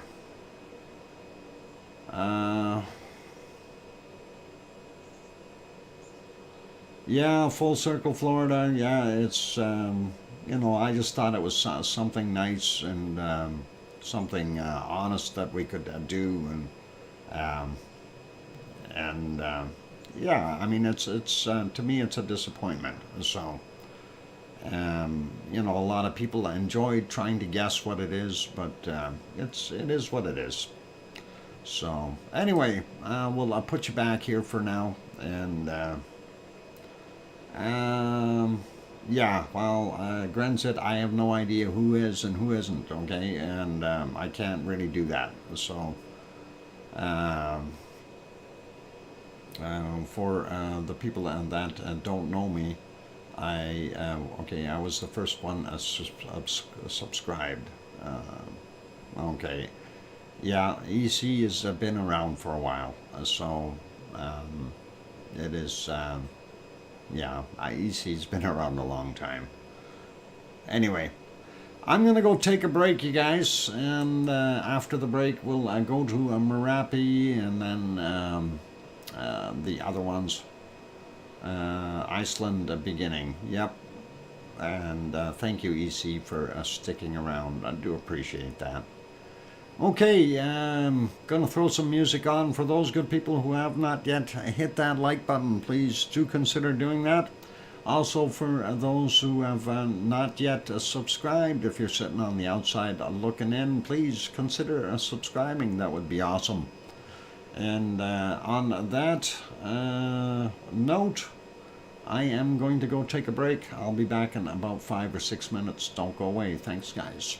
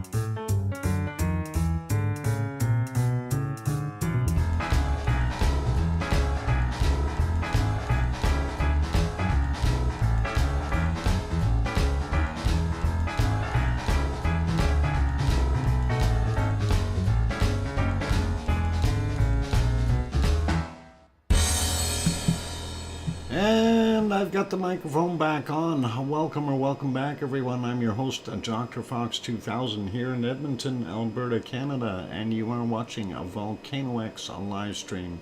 Thank you for the welcome backs from John and Hermione and Fluffy and Jane and Kananaskis Country and Sue. And let's see, Alba Girl, is here. Thanks for popping back in. And I hear you, Dr. Fox 2000 from Sharon Stewart. Thank you. Glad you can hear me. And thanks, Kevin and Alba.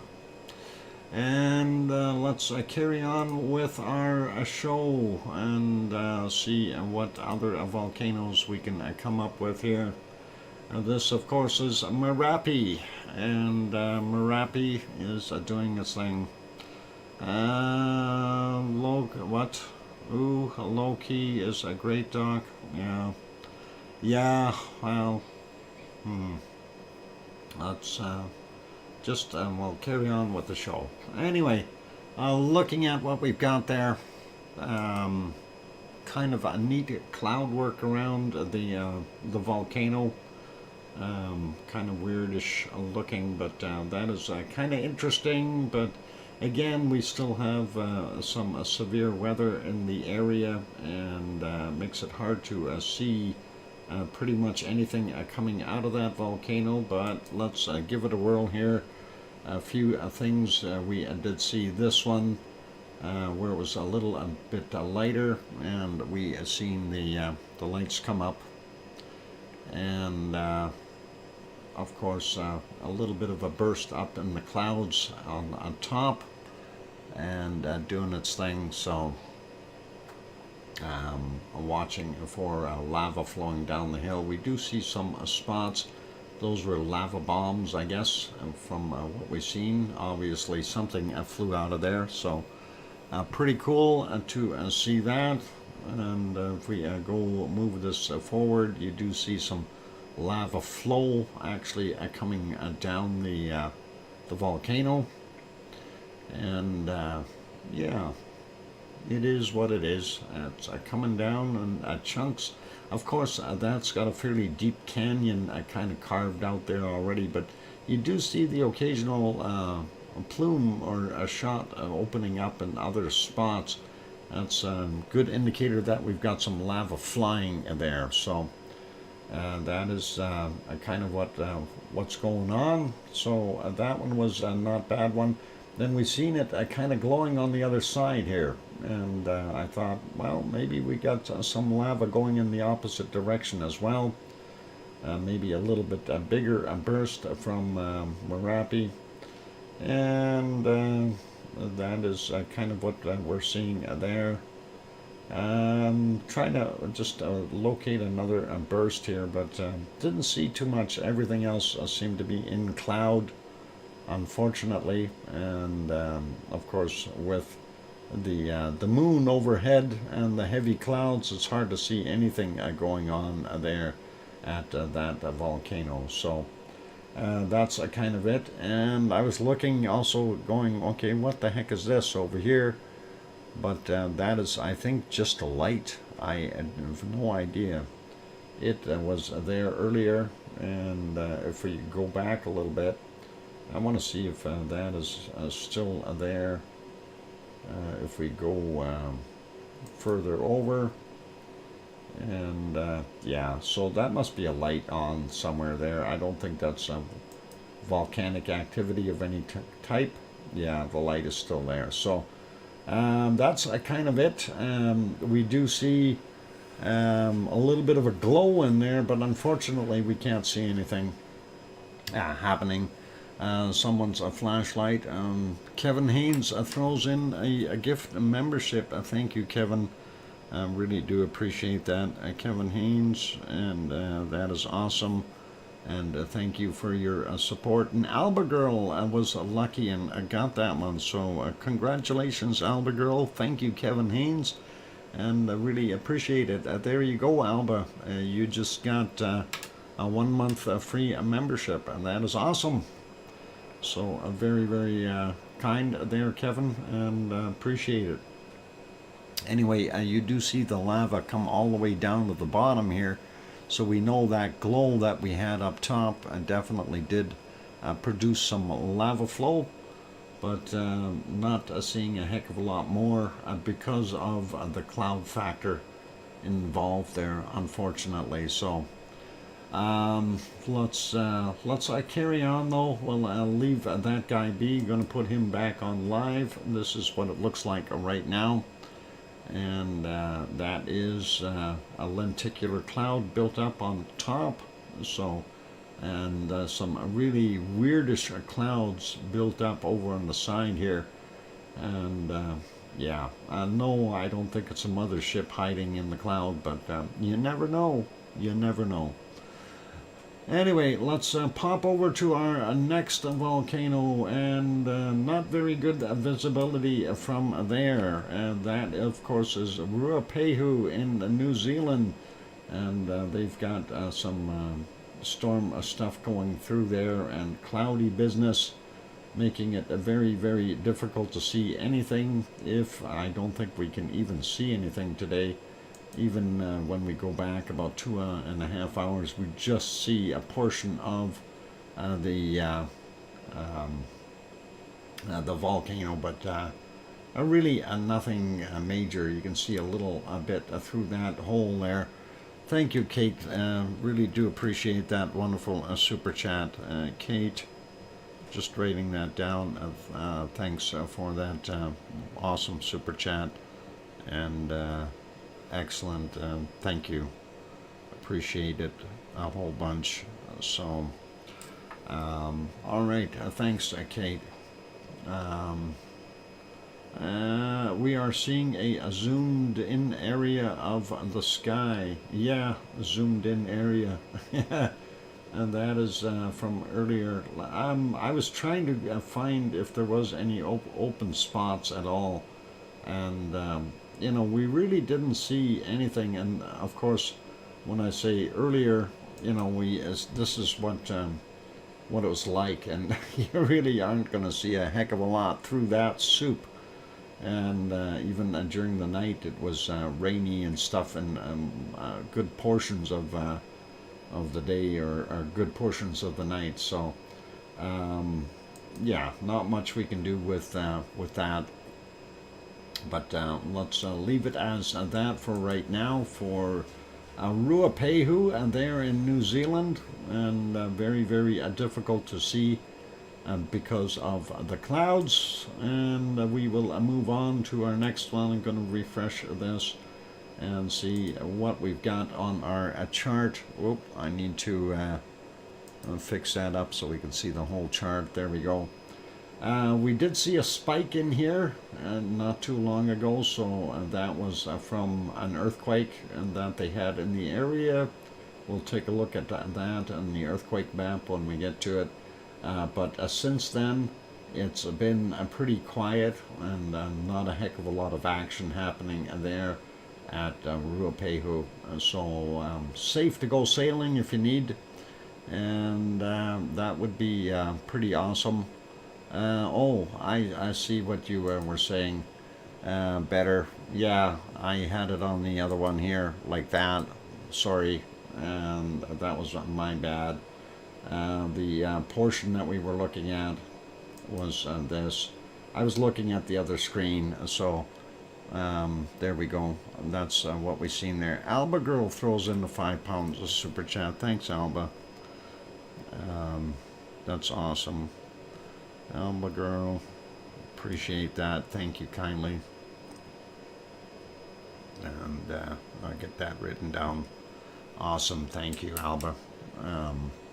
Anyway, that was my bad. Got something else on my mind, that's why. So anyway, that's what we've got there. So anyway, going back to the chart, there you can see it, and that's what we were looking at. And let's see what we got happening at Taupo. Love your stream and the Lava family. Thanks, Alba. And let's see if we can take a look.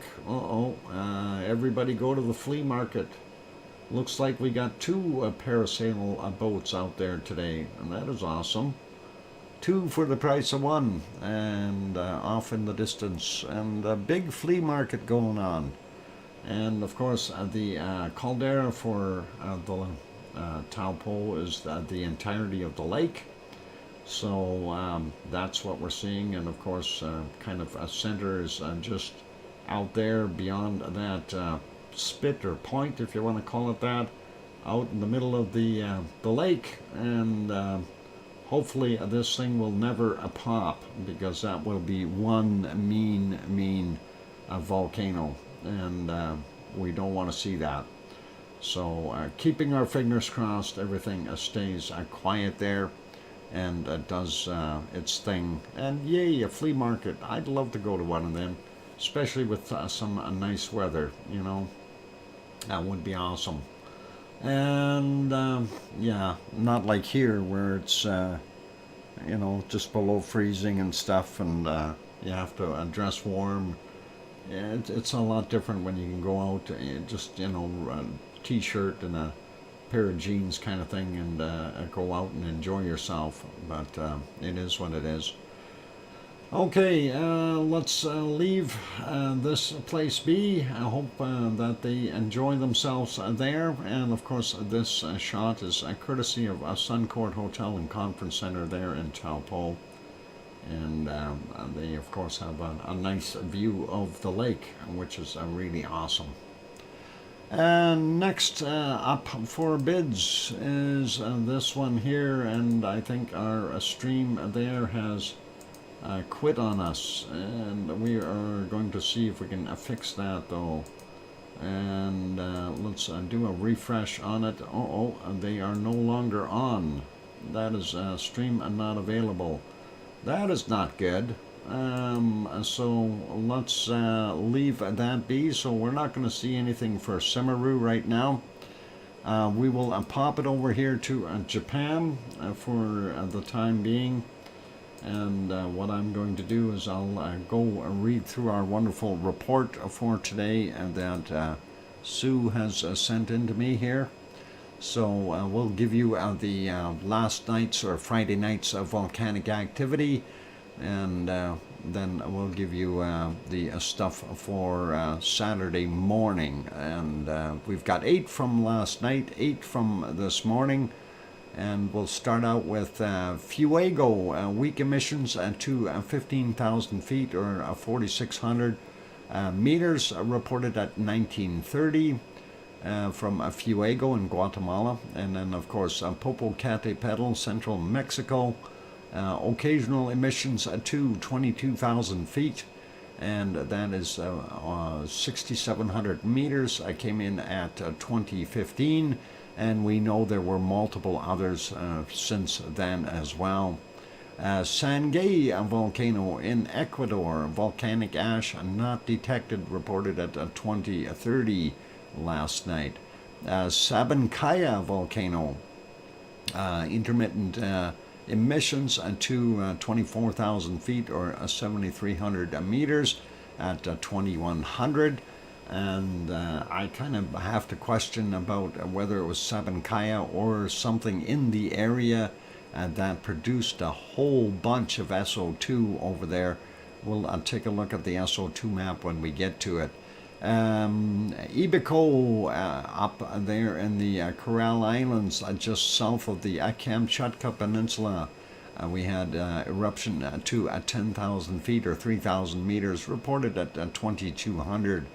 Suwanosejima volcano in Japan exploded to 6,000 feet or 1,800 meters, reported at 2245. Reventador in Ecuador, brief emissions to 14,000 feet or 4,300 meters at 2315. And that is it for last night. And then, of course, for today, this morning, Dukono in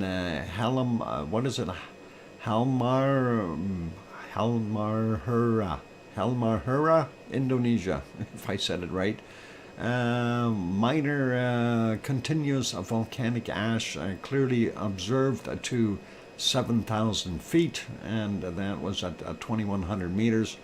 And that's at 3:15 a.m. and they could see it because it was a very good moonlight out, and we're getting close to our full moon again.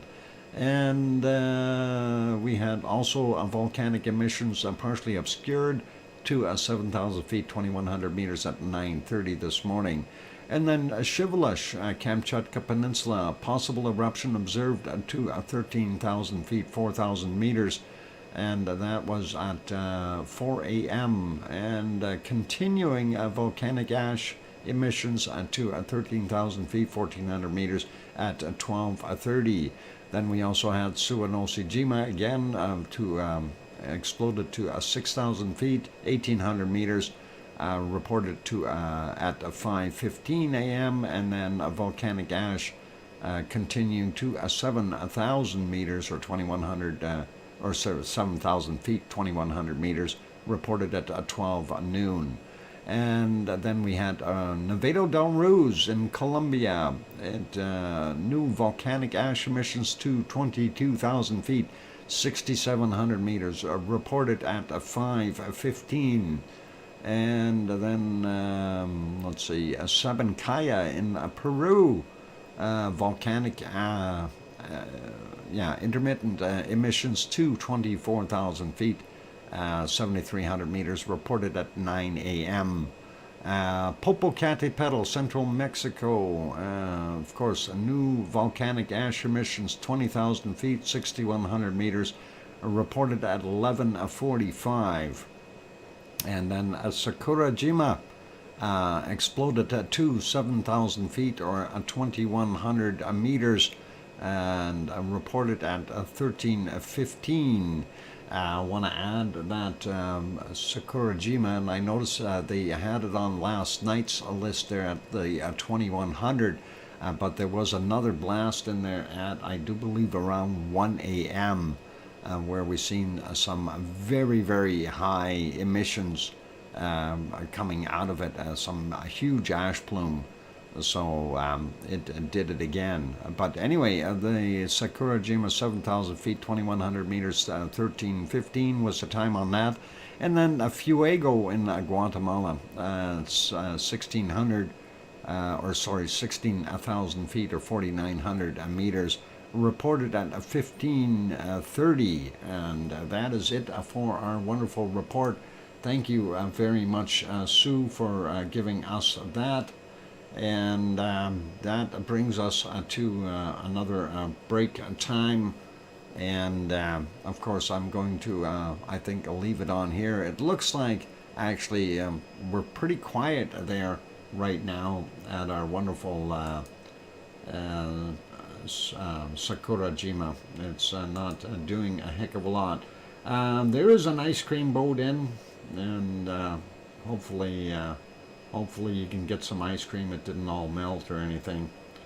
And anyway, that's what we've got there. So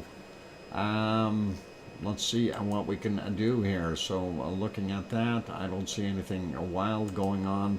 There's our close-up crater shot.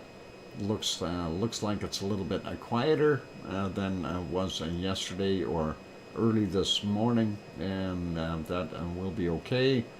And yeah, we don't see anything at Suwanosi-jima other than some pluming right now. And then of course we still see a lot of off-gassing from the, actually I'm wondering, that's really hard to tell, but is that just steam, or are we seeing it silhouetted and it looks darker? But almost to me it looks like there might be some ash in there. I wonder if we have something going on there at Aso-san, and that is Aso. Anyway, I think I'll leave this one on here during the break. You guys can keep an eye on it just in case it does something. and I am going to go take that break. So please don't go away. After the break, we'll kind of go through the Japanese volcanoes, and then we'll go from there. We'll head over to our earthquakes after that, and then the SO2, and then the weather. So don't go away. Hang around, and we'll keep going. And thanks, everyone. I appreciate that. Stick around. I'm your host, DrFox2000. We'll be back in about 5 minutes. Thanks.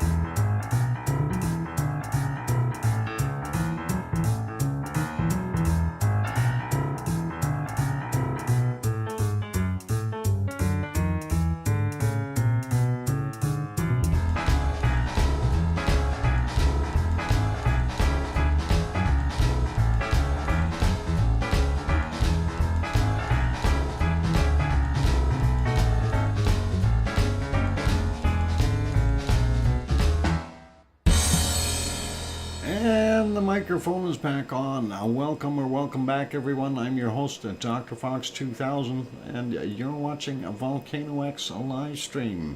On screen right now, of course, we've got ASO in Japan on there. Thank you for the welcome backs from Albagirl and John Raper and Hermione and Fluffy and Kevin and Jane and Canonesca's Country and Sue. And I hear you, Dr. Fox 2000. All good. Okay, from Sharon Stewart and Grenzet as well. Thank you. Also welcome Rusty Bolts. I see you're in. Oh, good to have you on board. And anyway, so yeah, ASO on the screen. And of course, from ASO yesterday, they had that fire going on there, probably a controlled burn to get rid of some of the grass, I'm assuming. It is probably getting too long, or was getting too long, and that's what ended up happening. And that's why the whole area is blackened, and there you go. Pardon me. And yeah. You see that in this area. We did watch that yesterday. It looks like they may have burnt off some of this area up here as well from the looks of it. So hopefully everything will regrow there in a couple of months. So that is pretty cool. Anyway, the plume that we do see coming from ASO is the steam coming out of the caldera. And that is what we've got going on there. So pretty awesome, and no worries there. Let's go take a look back at our other volcano, and that is Sakurajima. The ice cream boat left. I hope everyone got their ice cream. Sakurajima right now very quiet, but previously it was still huffing and puffing earlier. If we go back a few hours, and there you go at 6:30 this morning. Actually, what was it, about 7 o'clock we had some birds? No, 7:30. Yep, 7:30 or 7:03 we did see some birds flying around. Pretty awesome. Anyway, going back a little bit further, we do see that, like I say, it was still producing some smoke and gaseous stuff. This one here is a fairly big eruption. This happened, I think we did see that one this morning at around 5 a.m. You'll see it coming out and then pluming over the other direction. It's kind of funny, we see the plume of gas going off that way, but as this builds and continues here, it actually plumes out and goes off in this direction. So kind of weird wind currents there. And of course, if we move that up ahead a little bit, we'll expedite it by going 10 seconds at a time here, just to speed it up. You can see the plume did go up fairly high, and it was fairly dark in concentration and stuff like that. So pretty normal. And I didn't see any glow coming from the caldera though. That's what I was looking for, to see if there was some active lava in there at all.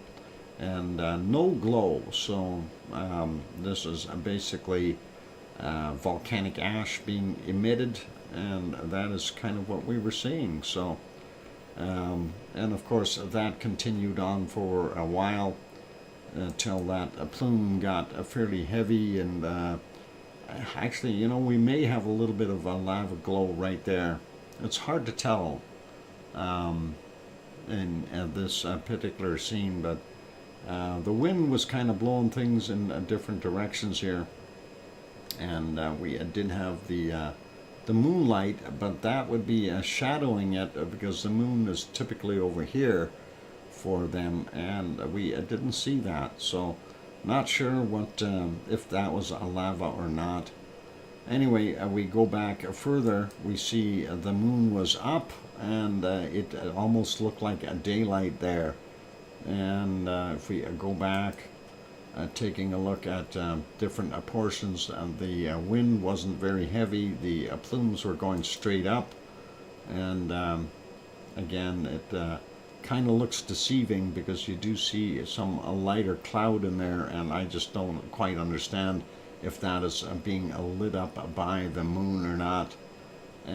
Going further on, we do see, it continued to do what it did, and a fairly heavy cloud in there. And then when we go back a little bit further, this, of course, is at a 17:24:25. That's in the evening of 5:30 almost, or that kind of thing, last night. That's what we've got going on there. So let's put that one back to live. And that is the shot right now. Nice and sunny there and clear skies. So hopefully they are enjoying their day.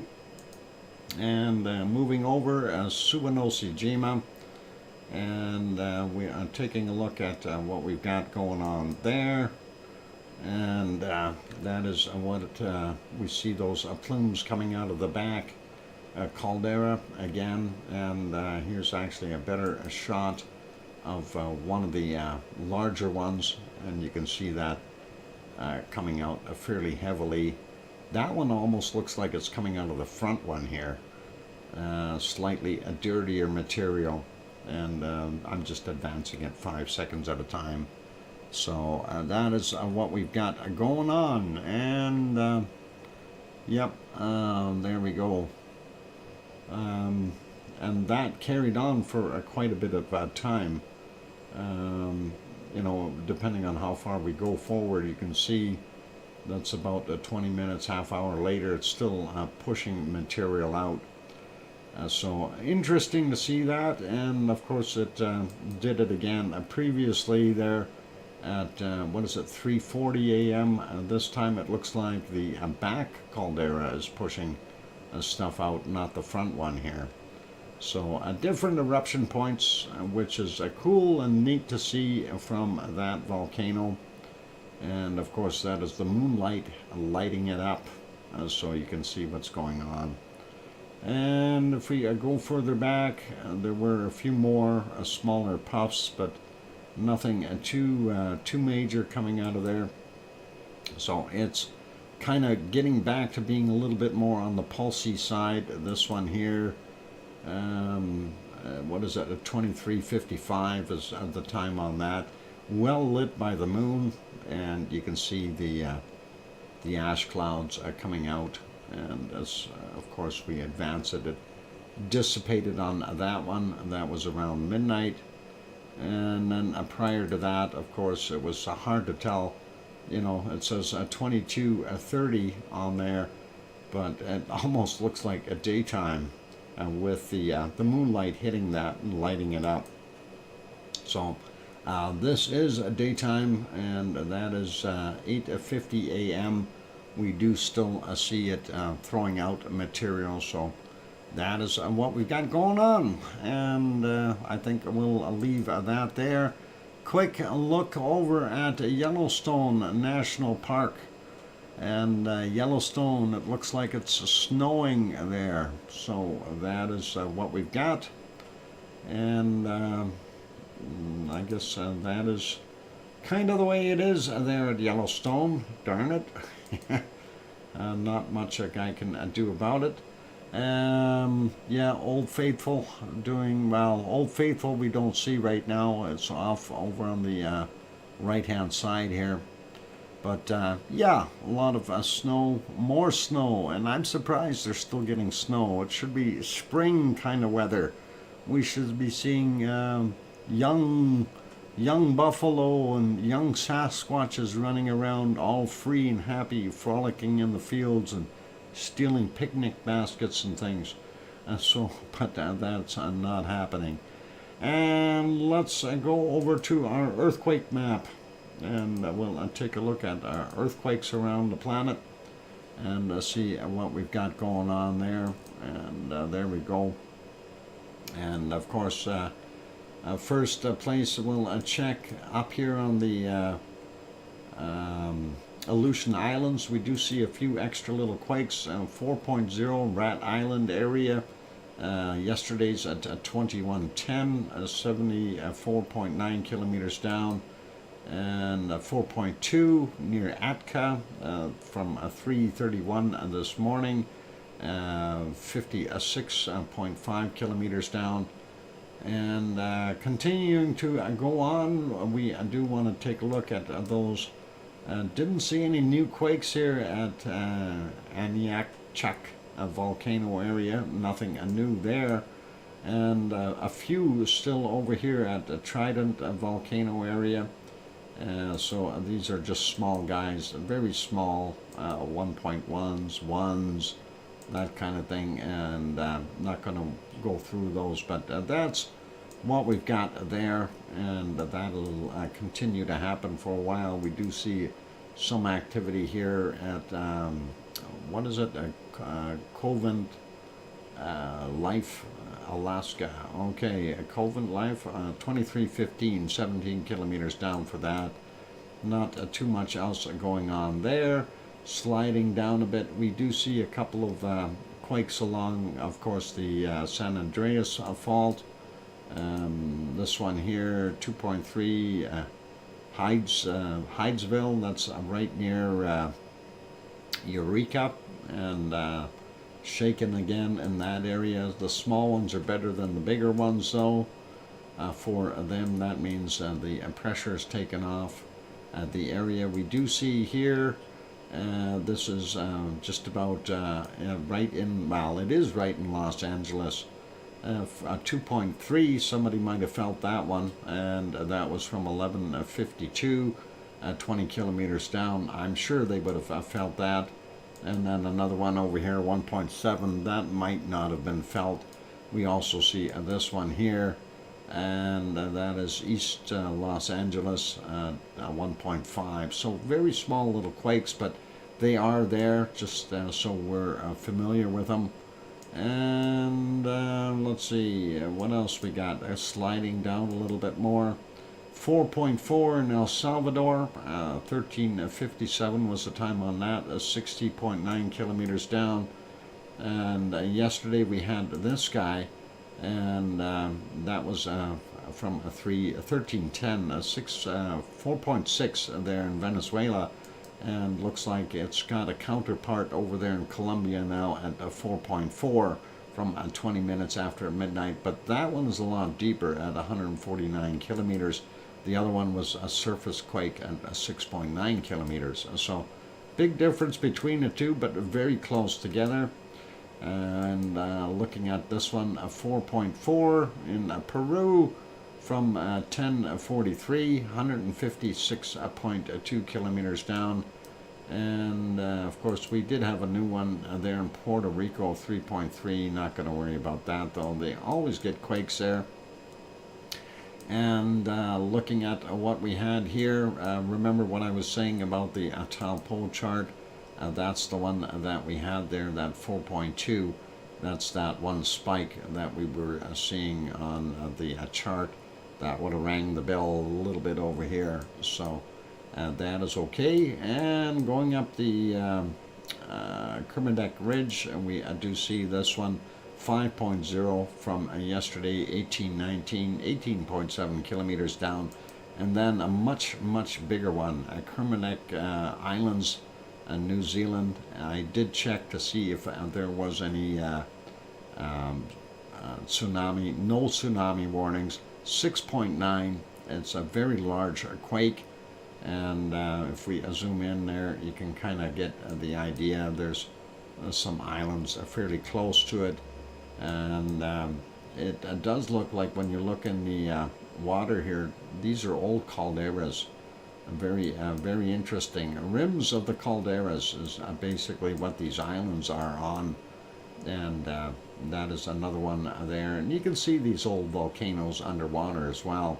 But this one, I don't know if that's right on a volcano or not, but it is definitely there and noticeable. So No earthquakes greater than a 5 in New Zealand for 5 days, which is really good. And then we see this one here, 5.2 Tonga from today at 13:18, 46.5 kilometers down, and a 4.5 here in Tonga from yesterday, 20:46, and that is 259 kilometers down. This one, Fiji area, today at 3 a.m. our time, 587 kilometers down, 4.3. And moving over a little bit more, this is the Indonesian side of Papua New Guinea there, and the line is in the middle here somewhere, but that's Indonesia. 4.4, 35 kilometers down, happened at 15:25. And looking over here, we do see Timor-Leste, 4.4 from 13:45, 58.8 kilometers down, and 4.5 from 11:54, 44.6 kilometers down in that same region. And another one here, 4.6 today at 10:05, 38.9 kilometers down there. Getting up, looking at the 4.9 area here at the Japanese islands, Itoma, if I said it right, 6:13 a.m. and 10 kilometers down for that one. We don't see anything else going all the way up to the Kamchatka Peninsula. We do have one up here between Russia and Mongolia, 4.8. That was yesterday's from 18:18, 15.4 kilometers down. And we do see one here, and this is a kind of an odd place, Uganda, 4.6. It's odd, but it's understandable, and we'll get to that in a second. From 22:34, 10 kilometers down. And of course, this area here is loaded with faults, and of course, coming in here, and when you look at this area, they're guesstimating that we're going to see this thing break off in the future. And if there's movement here, we're also going to see some movement in this fault area here. And that may create a completely different island in the future. And so Africa will break up. But that's far, far away. I don't think we're going to see anything in our lifetimes, even if you're young. So that's kind of what we've got there. Another quake in Turkey, 4.2 from 22:27 yesterday, 1.9 kilometers down. Okay, what is it? Gretzky, sexy something. I don't know if I got that right. Let's see what we got here. All right. Anyway, welcome. Not sure if you're interested in this stuff, but of course we're looking at earthquakes right now. Gives you a pretty good idea of what we got going on there. Quick peek there in our Canary Islands. Give me a second, and there we go. Canary Islands. I'm going to zoom out first. I want to see if there's anything else up north. Nope, we don't see anything on the East Azores Ridge. We do still see in between Tenerife and Gran Canaria. We do see these. This is a couple days ago though, so I'm not going to worry about that. This one is yesterday's 1300, 1.5. Not very big at all. So we'll leave those be. Let's take a look on La Palma, because that's what interests us. And for La Palma, we only have one brand new quake. That's where the star is. And that's a 1.7, 9:55 a.m., 8 kilometers down. And that's it for our earthquakes for right now. And yeah, a little bit of shaking going on over here in the subduction areas of Kermadec, or sorry, not yeah, Kermadec Ridge area. Sorry, mind is elsewhere right now. And yeah, let's take maybe a quick peek at Hawaii before I jump into the break here. And interesting to see a few little quakes to the northeast of Kilauea. That's interesting. Anyway, we'll run through these Pahala ones. Everything is typically between 26 and 37 kilometers down. That one is a little further out, so that happens to be 40.7 kilometers down. Yesterday's at 37. And this one is a 1.8 from 718 from today. This one a 1.8, 840. 2.0 from yesterday at 2057. And then we've got this one 1.7 from today at 1516. And a couple of them right here. That is a 2.1. 2:02 in the morning for that guy. And the other one right beside it, a 1.8 from 6:43. And let's see what else we got. We got one more over here. That one is a 2.1 from yesterday at 23:56. And then we see this by itself, a 2.0, 23:50 was the time on it. Pardon me, a whole bunch deeper at 62 kilometers. Wow. On the slopes of Mauna Loa, we see a 1.7 from 303 this morning, 11.1 kilometers below sea level. And then let's pick up these two. There's a Kilauea, and of course this is 3.2 from 2335, 27.8 kilometers below sea level, and a 2.2 from 1:06 a.m. 23.6 kilometers down. So that is what we've got for Hawaii, and that's our earthquakes for today. And I'm going to take a break, and after the break we will go over to our wonderful SO2 map, and we will take a look at it, and then we will see if we can come up with a reasonable solution why we've got such a heavy plume right there, very close to what is it, a Seven Kaya volcano.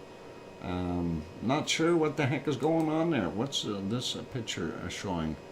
Oh, Seven Kaya. Maybe it's pluming. Looks like not going up too high. We're seeing stuff about 200 meters up. Nothing super big. And there you can see it. Yeah, I don't know. Not very big. All right, let's leave that one be. We'll get back to that after the break. Don't go away. Keep smiling. And I'm your host, DrFox2000. We'll be back after the break. So if you're enjoying the show, please do hit the like button. We'll give you some canned lava for in the meantime. And let's see if we can put that little thing back on there. That way everybody knows when it's from. Try out CM Park for a whole day. Water slides. Yep. Okay. Anyway, I'm going to go take that break. Hit the like button, subscribe if you haven't done that yet, and on that friendly note, I'm going to go be back in about 5 minutes. Don't go away. More to come. Thanks, guys.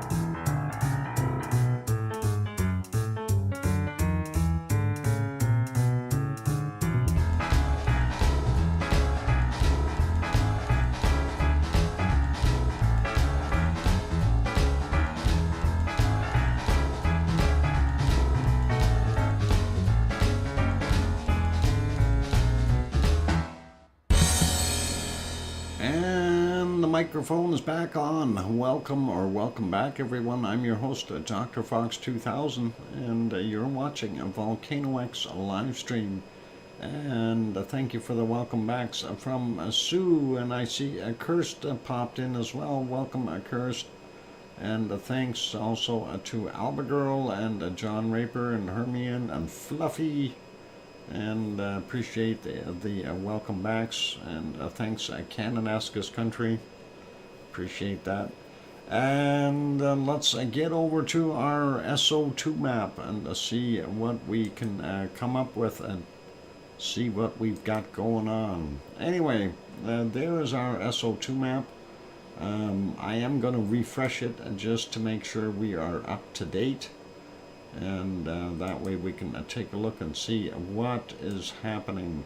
And there we go, looking at the Kamchatka Peninsula. First off, we don't see that much right on the peninsula, but we do see some streaming out here, and I wonder again if that is partially from Kamchatka and some of that pluming that we've seen coming out of China before. So that's a possibility. So a little bit of both, but it does still show that circulation coming down and around and doing some funky turns as far as what we can see. And it looks like there's a storm off on the coast here still, or at least a circulation happening, and that is hitting into the entire areas of Northern California, and then of course Oregon and Washington as well, and that is pushing that SO2 up, and we're seeing it recirculate somewhat. And also seeing up here in going through British Columbia into Alberta, into Saskatchewan and Manitoba, and then down into portions of Montana and North and South Dakota as well. Which is not so bad, but we do see it also in Northern Ontario. Not so much around the Great Lakes, which is good for Canada there. Quebec, we see this area here does not have any, which is really, really good, but we do see the northeastern states, like in Maine and those areas getting nailed. New Hampshire a little bit there as well. And of course Nova Scotia, New Brunswick, we are seeing heavier plumes there. And then it gets a little lighter when we get out into the Atlantic area again towards Newfoundland, so not so bad there. And of course what I mentioned here about that circulation, we do see it in Oregon and Northern California. There we go, got it out. Clear spots in some of the lower southwest states, even the southeast states, not so bad. Mexico, northern portions are clear. Around Popocatépetl, we are seeing still heavy plumes, and of course that is also because of Mexico City's 23 million people there. So a little bit of that happening in that area, and that of course is going across the Gulf of Mexico all the way across Florida and into the Pacific. A little heavier in some places right in the middle here, Nicaragua area and Honduras. Still wondering what exactly is going on there, if it's one of our volcanoes off-gassing. Not so bad in Costa Rica, and a lot less coming out of Colombia and our Ecuadorian volcanoes. But once we get down here, I really do have to wonder if Sabancaya is somewhat involved in this one. And we do see a very heavy plume in here, so it could be some industrial stuff going on as well.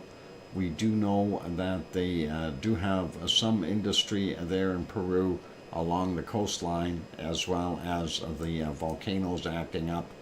And looking at Chile, not so bad today, and normal stuff in Brazilian areas, a little bit coming into Argentina, not so bad. Buenos Aires showing a little bit of activity there too. Going over to New Zealand, we see White Isle volcano still off-gassing a fair amount, and looks like the rest of New Zealand is clear.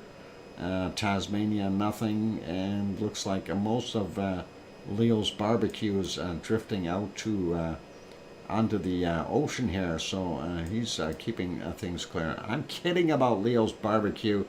He doesn't have it on yet, but he's going to be soon. Then we'll see a big red area right in here. Anyway, we do have the oil refineries there, and then of course the coking plants north of Sydney. And that is what we've got going on there. Tofua out here in Tonga still doing its thing. That storm has moved off. We are seeing more coming out of Vanuatu now. So Yasur and Aoba, as well as Agawa, they're doing their thing. Not so bad here in Papua New Guinea. And actually looks a little better there for most of what we see in Indonesia. We still know we've got some off-gassing coming out of Krakatau, but Jakarta is producing more there. And then, of course, Merapi and Semeru creating some of that cloud in this area. And there's some other volcanoes there as well. Ibu and Dakono doing their thing, and hardly anything from Mayon or Bulusan.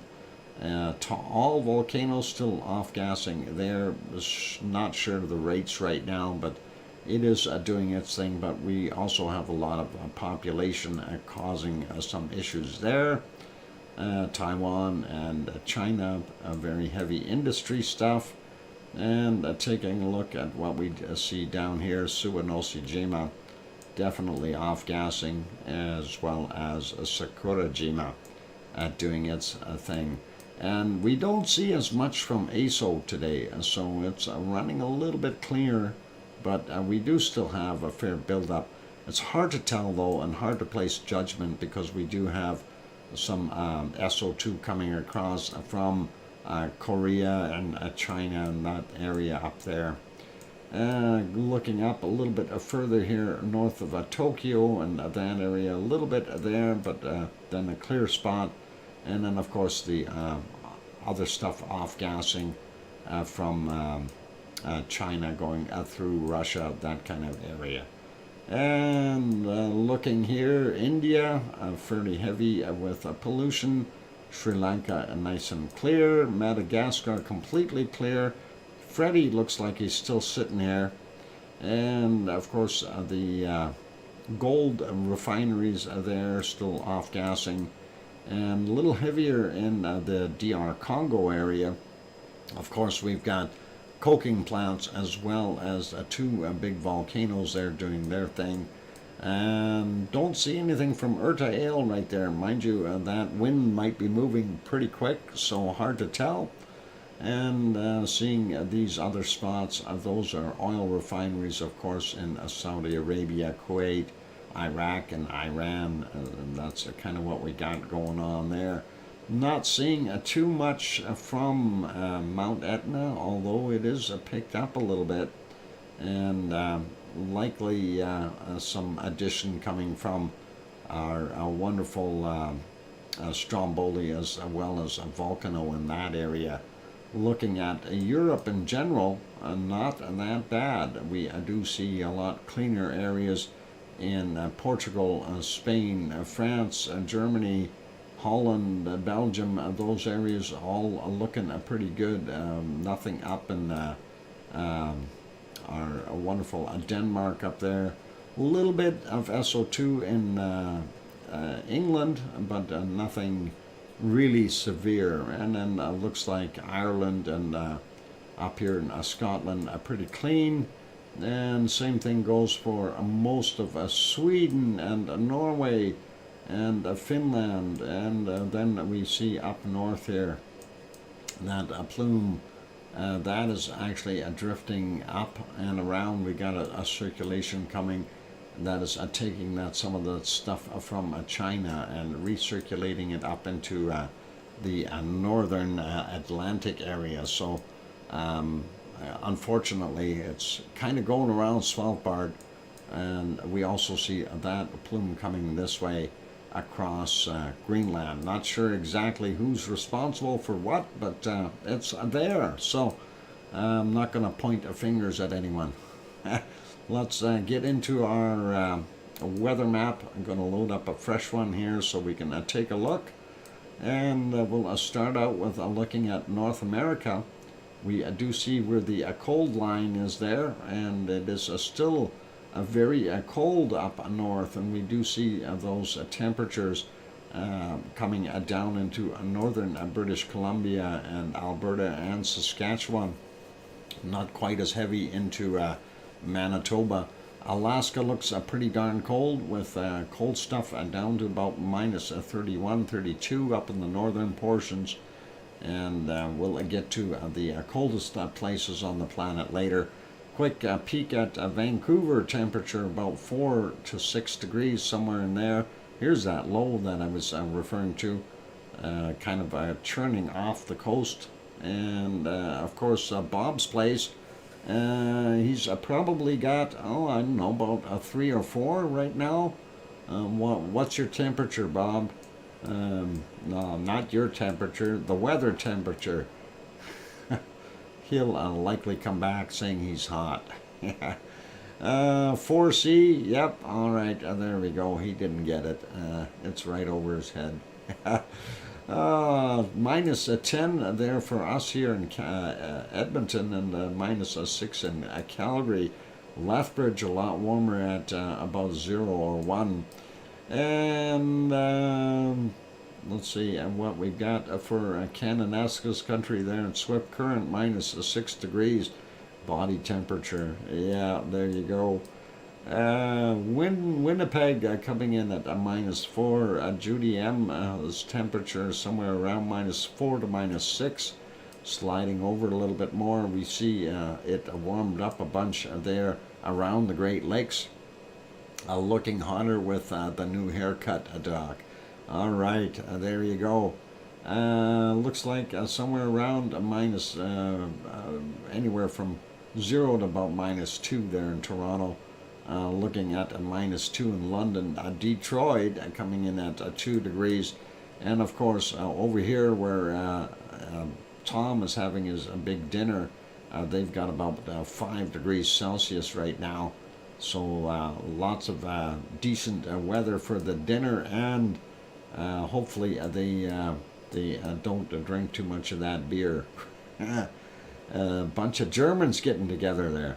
Anyway, minus 2 in Montreal. We see minus 6 there in Quebec City, and then of course looking at some of those temperatures up in the northern portions of New Brunswick. Right around the minus 9, minus 10 mark. Coastline slightly warmer, but not by much. And Cole Harbour for Sioux, about minus 3. We see minus 4 there in Halifax. Do still see some cold temps there in New Brunswick as well. Looks like the warm, balmy waters, or the warm weather is out here, not over here. And unfortunately, they're around minus 10 to minus 12. They're a little bit warmer on the Avalon Peninsula, but not by much. Let's slide over to the other side of the continent again. Seattle 8, Portland 6, and going down here looks like about 11 or 12 in San Jose. LA coming in about the same as 12. Mexicali a whopping 23 degrees. Death Valley probably about 22 as well, or 23. There we go. Thanks, Sioux, 22. Las Vegas coming in at 17. And sliding over, looking at Phoenix, 20 degrees Celsius. They've got that warmth coming back up, which is really awesome. 21 in Tucson. And looks like Albuquerque all the way up to about 15, 16 degrees. And down here in the bottom of Texas, they're starting to get some heat, which is really, really good. Corpus Christi coming in at 21, 25 in San Antonio, almost beach weather. and 23 in Houston, and we got 22 in Austin. Dallas coming in at about a 21. Oklahoma City a little bit nicer. Well, not quite as, pardon me, not quite as warm. It's 18 there. Little Rock, Arkansas, 14, and we get to New Orleans here, 20 degrees. Looks like Miami is cooking at 27 right now. That is awesome for them. Jacksonville, 22. Let's look at Atlanta, 17 right now. Charlotte, North Carolina, 15, and Grandma B's house about 13 Celsius, and sliding up a little bit more. Looking at Philadelphia is a 5, New York a 5, and Boston should be about a 1. Yeah, there you go. Looking at that, a cold is being beat up a little bit, and we are seeing a lot warmer temperatures down the Baja right now, which is really, really nice for them. Mazatlan coming in at about 20 degrees right now. Mexico City, 24, and that is really nice. 27 there in Acapulco, and then we see some of those warmer temperatures up to 34, 33, 34, some of those places.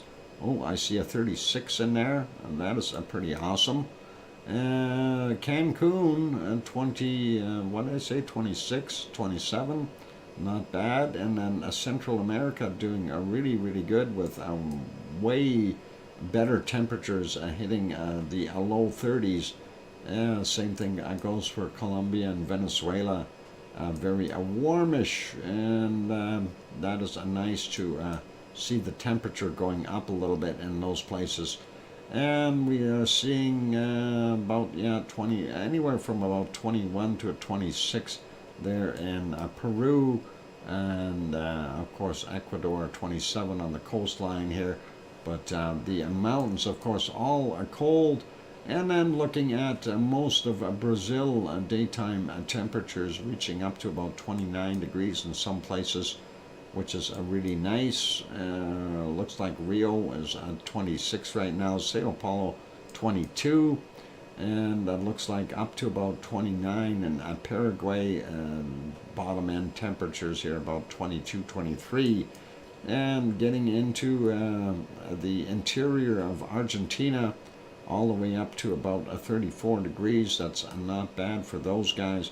Buenos Aires are coming in at 25 right now, and Paysandú 27, so very nice for them. But we do see that cutoff line down here, and after that it gets back to the Chilean cold, and Chile in Chile, 23 in Santiago, and let's go over to New Zealand, see what's happening there.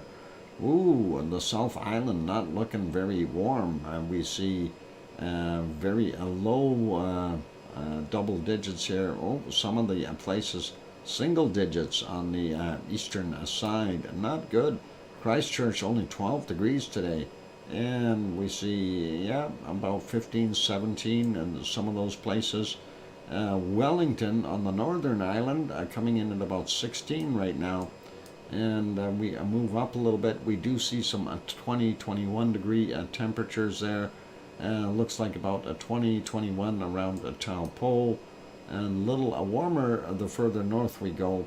And we're seeing about 21 in Auckland, and out here in the peninsula, some places as high as 24. Nothing too serious, so. And looks like Hobart coming in at about what do we got? 20 degrees there, and looking at most of the island, anywhere from about 17 to 20 roughly. Leo's place, 27 right now. He's heading for the beach, and that is pretty awesome. I don't know if that's before or after his barbecue, or is he taking the barbecue with him. 21 in Adelaide. We see 25 in Sydney. Home of Oz, getting up there to about 26 degrees, and not quite as hot in the interior of our wonderful Australian continent. We do still see some hot spots though, and I think we may have Central America competing with the hot temperatures. we'll see once we get up into Papua New Guinea and see what it's up there. 17 in Perth right now, so not so bad. It is just about break time, and I think what we'll do is take that break. When we come back from the break, we'll take a look and a peek in here and go from there. So don't go away, you guys. We're going to take a look at the rest of the weather. I see Kevin and Judy are dating over here, and they might get together. I don't know. Anyway, don't go away. For all those good people here, don't tell Freddie that they're over here. Anyway, he might get mad. Let's put you back on some lava, and that is, of course, from Siggy Fisher back in August of 2022. And on that friendly note, if you have not yet hit that like button, please give it a quick bop. Also, if you have not yet subscribed to the channel, do consider subscribing if you haven't done that yet. The people in the chat certainly don't bite much. And on that friendly note, I'm your host, DrFox2000, here in Edmonton, Alberta, Canada. I'll be back in about 5 or so minutes, and keep smiling, play nice with the lava. Here comes some music, and I'll be back.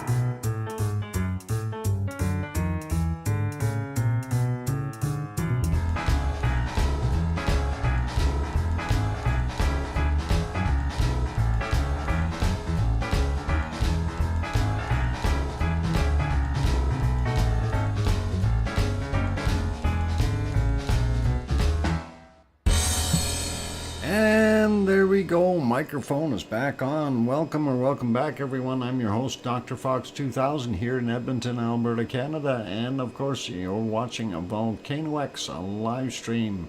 Look who's fashionably late, as always. Yeah, sure. Thanks, DJ. And thank you, Alma Girl. And I hear you, DrFox2000.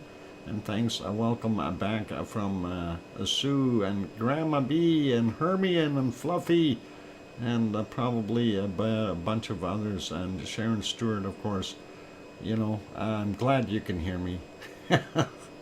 And thanks, One Fish and John and Kirst. And yeah, Kirst, you chuckled about the watching that. You remember the alien. And yeah, I kind of chuckled about that because that's been a while. Thanks, Casey, as well there. And yeah, the good old alien doing the lava ritual. That was pretty awesome.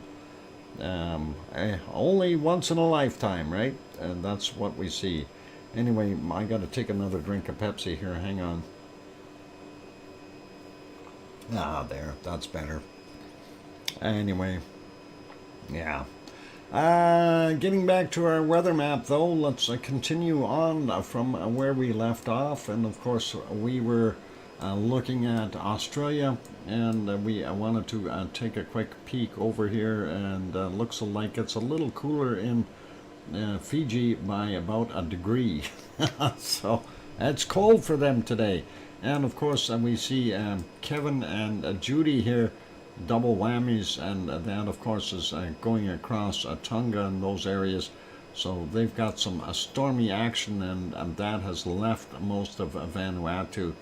And it looks like there's another circulation building up here just by New Caledonia. We do see a high up here trying to work its magic, but we also see another low sitting north of Papua New Guinea, so probably more storms there, and more. Hang on, a low here. Hang on, is this a high or low? I can't remember the way the circulation is. Depends on how close to the equator they are. It gets confusing up there. Down here, the low goes clockwise, and the high goes counterclockwise below the equator, and then the other way around. If it's right on the equator, it could be either. So depending on where they are. Anyway, Papua New Guinea, not as hot as I thought it would be, and same thing with eastern Indonesia. A little bit cooler there right now in most of Indonesia. Not quite hitting those 28s and 29s they were getting yesterday. Looks like about 25 is the maximum. And a little cooler in the Sumatra island as well. Bangkok, only about 22, it says here. 26 for what Sue brought up. So interesting, the difference and discrepancy. Mind you, I'm seeing at 5 o'clock, I don't know when they took their temperature. 25 in Manila, a little cooler than what we had, but we see that cold has actually come down a little bit again. So hopefully that'll move back up. Still a split there in Taiwan. And let's see what we've got here in Kagoshima. Only 10. It was 16 yesterday there. So a big difference. So anticyclones, anti-clockwise down here. Okay, yeah, it's all, but right on the equator, Grenzed, that's where the problem comes in, because they can go either way. Anyway, Tokyo only 8 degrees today, so again, they are a lot cooler, and we see what we've got going on in the rest of Japan here. It is what it is. And going up a little bit more, -6 in Sapporo, a little bit colder again, and we see the some of the warm air did get in here, and that is what we've got there. Hermione, good night. You take care and sleep well, and hopefully you'll get over your ailments, and hopefully that doesn't affect the eye eyeball healing up and stuff, and stay safe, okay? We see Kamchatka Peninsula, very cold still up in the north, 20, all the way to the top here. We see about 32 below zero, not so good for them. Sliding over a bit more, a little cooler there for Sri Lanka, a little warmer for India. 17 in Delhi right now, that's not so bad. Down in the southern end, we do see Freddy. He's gotten closer to Madagascar again. I don't know when that storm's going to stop. That's been going. We should harness power from Freddy. He's been going for a long time. Anyway, Cape Town, 18 today, a little warmer than yesterday, so that is pretty good. And we see some real heat developing here in the African continent, getting a little bit warmer, up in the 30s, which is really nice. So low 30s for those guys. Cairo finally warming up. Cairo at 17 or 18 right now. That is awesome. They haven't seen that temperature for a while, and it's been very cold there. And even here in the bottom end of Saudi Arabia, 26 in some spots. That is awesome to see down here. UAE still not faring very well. They're still in the high teens. They should be up in the mid 20s right now, unfortunately. We do see here in the Red Sea quite good temperatures, so that's not so bad for them. Baghdad coming in at 14. Looking over here though, in the Turkey area, Malatya, 8 degrees right now, 8 or 9. And at least it's not below freezing anymore for those good people. And let's take a look at Piggy's temperature real quick. Well, she said it was a nice day, so about 14 or 15 there. Oh, down to 12 already? Wow, the map is off. And let's go over a little bit more and take a look at our Randanzo. Oh boy, it looks like maybe about 1 or 2 degrees. Oh, 4. Map is off again, but we see it says Mount Etna is a -1. That could be a snow up there. Anyway, zooming out a little bit, taking a look, northern part of Algeria, still very cold. They should be warm as well. That high is probably keeping that cold temperature there. We are starting to see a little bit of warmth into Portugal as well as some of Spain. Still too cold in Madrid, 4 degrees, and Aurelio's still only +1. That is not good. They again should be warmer than this. 1 in Nantes, and then Paris about 3. Looking at Munich -1. Frankfurt is about 3. Cologne is 4 degrees, and Yvonne Kunkel's house will be about 4 degrees. What is it? Not UFO, UOF, or no, OFU Lux. There, we got it. Yeah, don't need to plug in your spaceship tonight. You're above freezing. And seeing about 4 in Brussels. Amsterdam coming in at about a 4 or 5. Not so bad. Sliding over, looking at Berlin, only 2. Hamburg, 2. Copenhagen coming in at about 1. Aarhus coming about 0. Quick peek up here. Oslo -4. Stockholm -2. St. Petersburg coming in at about a -3. And Moscow at about -2 right now. And London about 4 degrees, and looks like Wales might be a tad cooler. Leeds 3, and going up, looking at Glasgow 3, Aberdeen 4, and over here in Dublin, Ireland, about 2 degrees. And then of course over where our wonderful Irish monk resides. He's got looks on the map, it says about 3 degrees. So that's about the only one that's been right yet so far, Sue. And let's go up and take a look and see what we've got here in Reykjavik in Iceland. And it says 4 degrees Celsius and 5 on yours. Okay, and we'll split it 4.5. Anyway, that is what we've got going on there. Precipitation is next. And while we're in Iceland, yeah, look, up in the snow up in the top end, lots of snow. And looks like Astia is not getting snow though. But we are seeing stuff everywhere else. There's Astia. They're not getting snow, just wind. So we'll see if that will get colder there again. Anyway, let's have a quick peek. Alaska, some snow up in the top northwestern side. We see that low that I was talking about, sitting here and nailing Vancouver Island and Seattle, half of Oregon on upward and getting into the interior a little bit. We do see some snow in the Rocky Mountain areas, or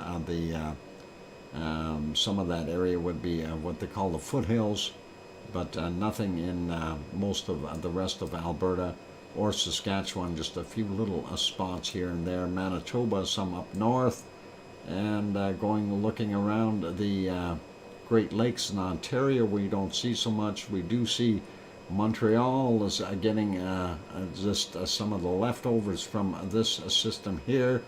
And I hope, Sue, that you're not getting nailed with this. Hope that moves further east and leaves you alone. A little bit of snow there in Newfoundland, and then of course up here in Quebec and Labrador. No, not even Labrador, all Quebec, they are getting some. We do see this around the Lake Michigan area, and we do see some rain. So yeah, it's going to be a wet drive back for Henry if he decides to drive back. But we do see Chicago getting rain, so not that much though. Hopefully it'll be okay for him. Anyway, that storm there, we do see up here the remnants or a portion of that storm getting into northern California, and that's giving some snow in Nevada as well, and over here in eastern Oregon as well as Idaho. Don't see much. A little bit down here in Florida, nothing too bad. Central America looking not bad till you get down to Costa Rica and Panama. I think that's mostly, yeah, there's the line. Costa Rica and Panama getting nailed. And the Amazon looks like portions of Venezuela pretty good, but the rest of looks like Brazil and Peru, Ecuador, and of course here in Bolivia, and most of Brazil getting nailed. A little bit in the northern end of Argentina. Quick peek to see what we've got. Nothing in Paysandú, but a few spots around that area as far as rain. And then looking, of course, down on the southern end, the Chilean areas here. Yeah, they're getting it, and some rain over in the bottom end of Argentina. Sliding over, taking a look why it's so darn cold there in New Zealand. And there it is. They are getting water drops everywhere. Some heavy rain in some of those areas. So that's what's causing it. And even getting out onto the North Island a little bit. Wellington seems to be just on the outskirts of it. Hopefully nothing too bad. Few spots on the interior and the east side. Nothing going up near Auckland right now. So that's pretty good. We see the stormy system off of our wonderful Tasmania. We see another one coming in behind it though, and that will likely come in a day or two from now. Looks like Melbourne, not bad. Most of Australia looks without, but we do see a little bit of rain there. That's probably okay. Looks dry in the outback, and nothing in Perth. Nothing till we get up to the northern areas. And of course, that low's been sitting there for a while too. It kind of reminds me of Freddie. And this Kevin looks like it's a really nasty storm. Let's zoom in on him a little bit here. I want to see, look at the rain coming down here. I'm curious about wind speeds inside that thing. Let's see, yeah, 100 kilometers an hour. Yep, 101, 105. So, yeah, that's a pretty nasty storm. You don't want to get caught in that. That is a pretty nasty. So anyway, precipitation. Where we're on precipitation. So yeah, thunderstorms, all kinds of stuff for those guys. So, and that is of course going through all the way over Papua New Guinea area and stuff, and Malaysian areas, Indonesia, all over the place. They're getting some of that. Scattered bits here and there, but some places are getting heavier storm activity than others. But looks like Java is kind of surrounded from the looks, and some are there in the Philippines as well. And it doesn't look as bad there for Japan today. At least no snow falling, and some rain on the western side. Or sorry, eastern side. I mean, that's not that bad. And we see up here in Alaska and the Bering Strait and that ice rain and snow. Not good for them, but hey, it is what it is. And there's my favorite storm, Freddie. And he's got a lead going all the way down here, and that high going the opposite way. And that is probably affecting Reunion Island and that area. And we're still seeing some rain there in southern, south central Africa, of course, to be expected. And let's see, Piggy said she got a bunch of rain, and she's probably getting more rain now. And although they want it, but it said light showers, and she was saying it was coming down in buckets. So a lot of rain happening in that area. Also Crete and getting nailed, and all the way along the coast of Greece here, and going up into the other countries as well. So Albania, I guess, and those countries. Looks like Sicily getting some more of that storm, and the top of the boot getting some storm there for Italy. Rain, rain, rain, and then the west coast of Sardinia getting some more. And then looking at what we got here, it looks like a little bit of rain in Portugal as well. Quick peek at the Canary Islands, and not too bad. We do see some rain in La Palma, and some fog in other areas. Nothing really super heavy, at least no storms in there.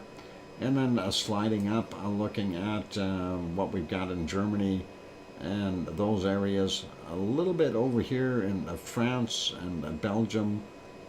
Some stuff in Holland, not too bad. Little spots here and there in Germany, and possibly right around Copenhagen as well.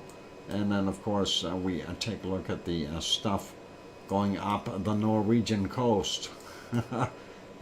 When is it not storming there? And then of course some snow in Sweden and Finland again. So there we go. And we already took a look at Iceland. We know that they've got some rain and some snow up in the north. So there we go. Vanuatu had a horrible week, 2 cyclones and an M6.2. Yep, that is a bad week for them, and that is not good at all. Anyway, let's do our cold temperature search for today. see where our coldest spots are on the planet. I already see a minus 65 down here in Antarctica. And let's see, minus 65. Let's see if we can find anything colder. Where are we here? Minus 64, 63. Where's that minus 65? I seen it on the map, and we had it, so searching for the cold temps. Minus 62 there. No. It gets warmer over there. And thank you, Dr. Fox, for the great stream. Good night, Lava fans. Alba girl, you take care, and good night to you. And all the best. And we'll see you tomorrow, hopefully. And remember, tomorrow Sunday is show starts early again, so that is all awesome. Oop, where'd I go here? Yeah, we did see that minus 65 there. We can see that in a replay if we need to, but I didn't see anything else. I don't see anything colder than minus 65. I'm going to leave it as that for there right now. Going to head up to Greenland and see what we've got up there. And so far we've got a minus 39 showing here. And where is it? Right there. Let's see if we can find a minus 40. And maybe not. But that is pretty balmy for those guys. Minus 39. Still very, very cold though. Where's that minus 39? That was in here. 38, 39, right there. Let's zoom in on it. Oh, come on, map. Why don't you show it to me when I zoom in? Minus 38. It's almost like it doesn't love me. It doesn't love me. It's too cold. It's frozen, that's why. All those frost... it's got frostbite. That's what it is. 38, yeah. I'm looking for minus 40 though. We got 30 died. Where's a minus 40? I don't think we're going to find minus 40. I think I'll have to live with that minus 39 that we've seen in there. There it is, a minus 39. Okay, so, alright, let's leave it as a minus 39. Let's take a look for our Antarctic or Arctic weather and see where we are at. And yesterday we had to do sneakies and try to find it.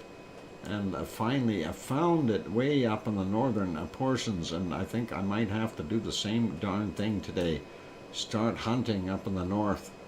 Because it is not very cold here. Well, it is cold, but not cold enough to get through things. And we see a minus 37, 36, not doing that well. What about here again?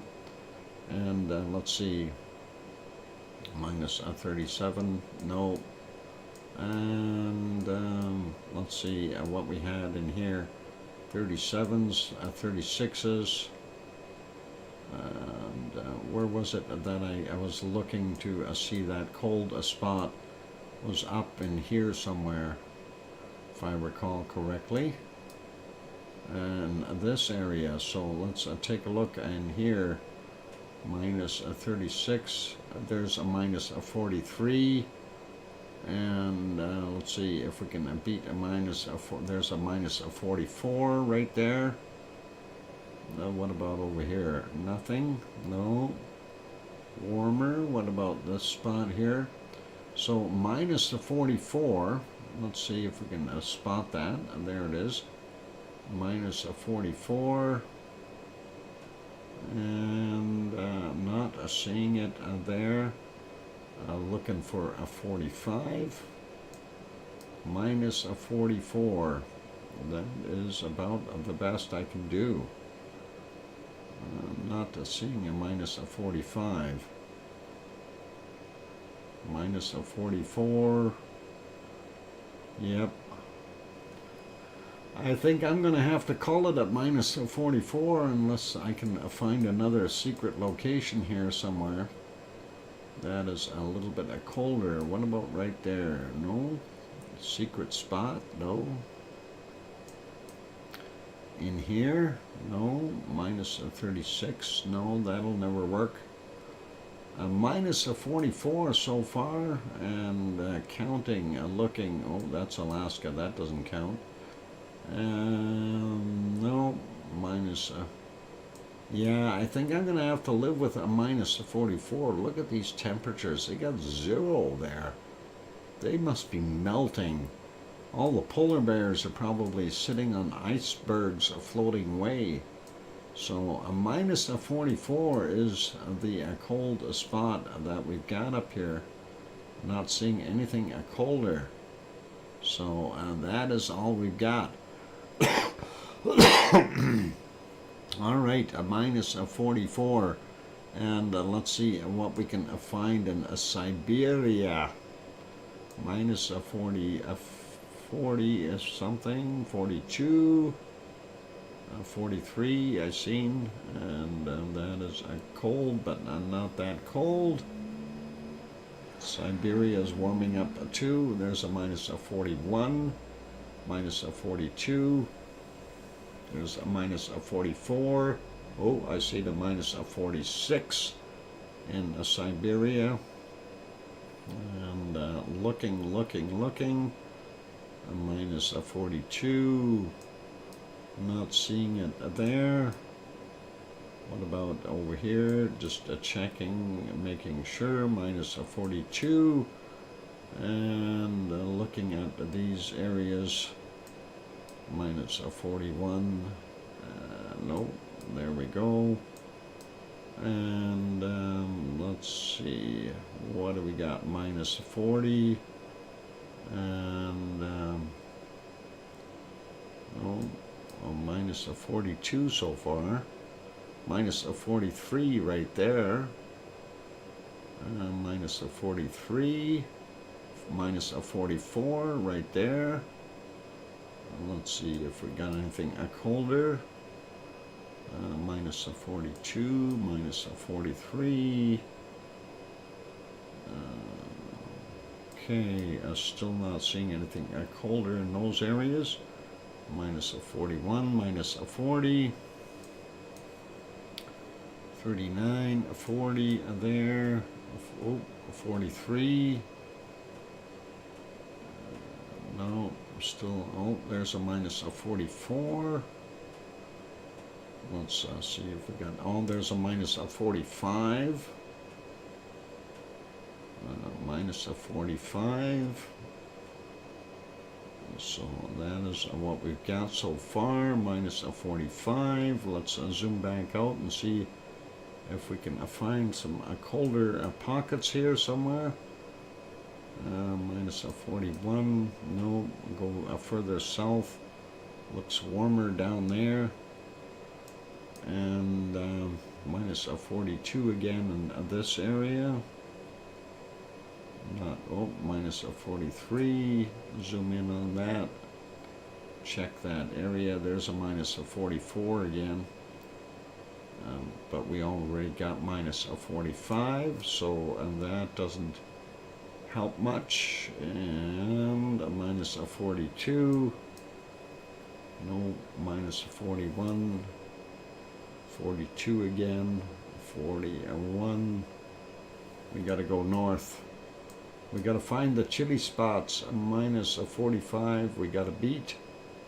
And let's see what we can do.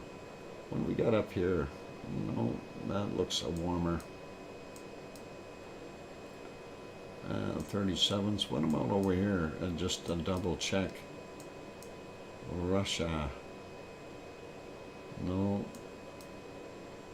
30s. No. 30s, and that ain't gonna work.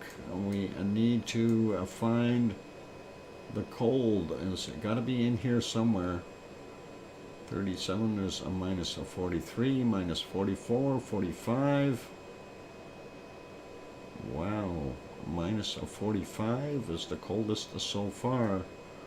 Let's zoom in here and take a look. A minus 45. 44, no. And let's see, 40, no. 40, 41, 45 over there. 46, 47, 48.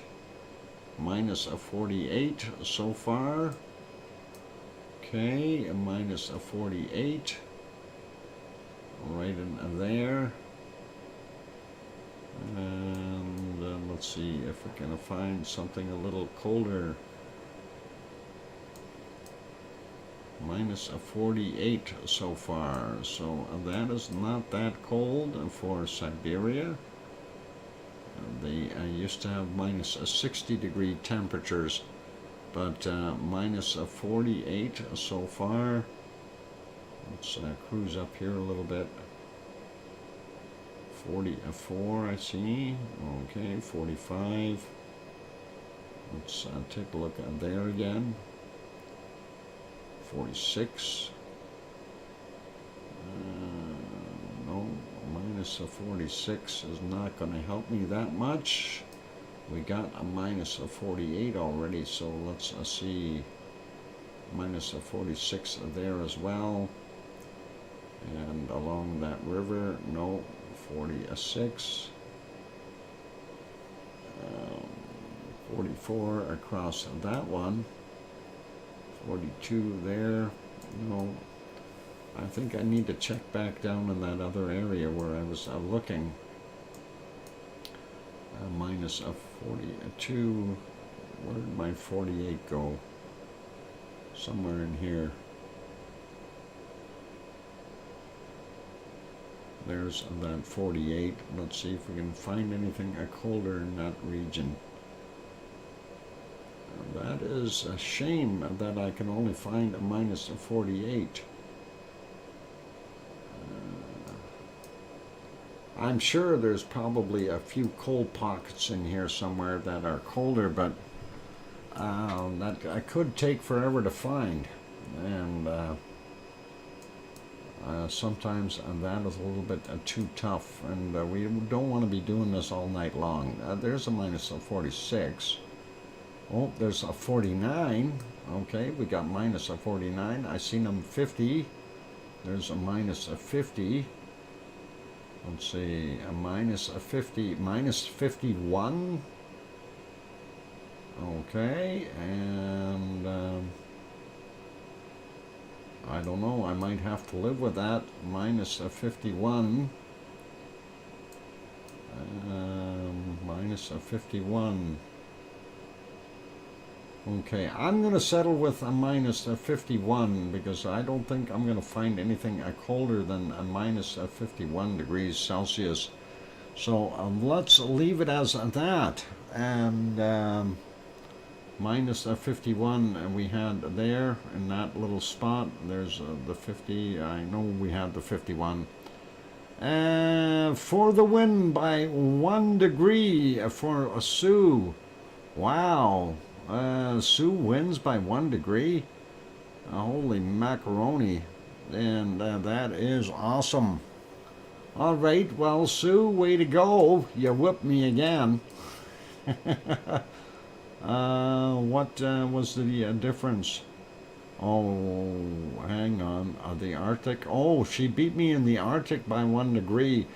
Oh, darn it.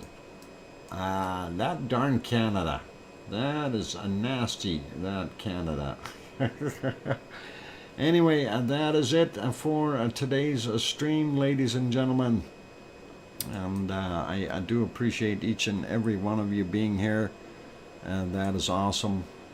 Just taking a quick peek at our wonderful... let's get rid of that banner there. That is our Kilauea. We know it was raining there, so steam like crazy, and that is what we've got going on. So we'll leave that be. We'll put it back to the canned lava for right now, and we'll see what we can do from there. So I want to say thank you to everyone for being here, and you guys are all awesome. And thank you to the wonderful super chatters. We had Piggy and One Fish, and then Piggy again, and Wormhand, and Kate and Albagirl. Thank you for super chatting. Kevin Haynes gifted one membership today, and that is also awesome. And thank you everyone for that support. Appreciate it. And thank you to all of our supporting members, and of course the entire Lava family, whether you're a member or not. I still do appreciate you coming in and being here and enjoying the show, and hopefully everyone did enjoy the show today. The only disappointment that I've got, of course, is it really took the winds out of my sails as far as the thing about finding the mystery volcano.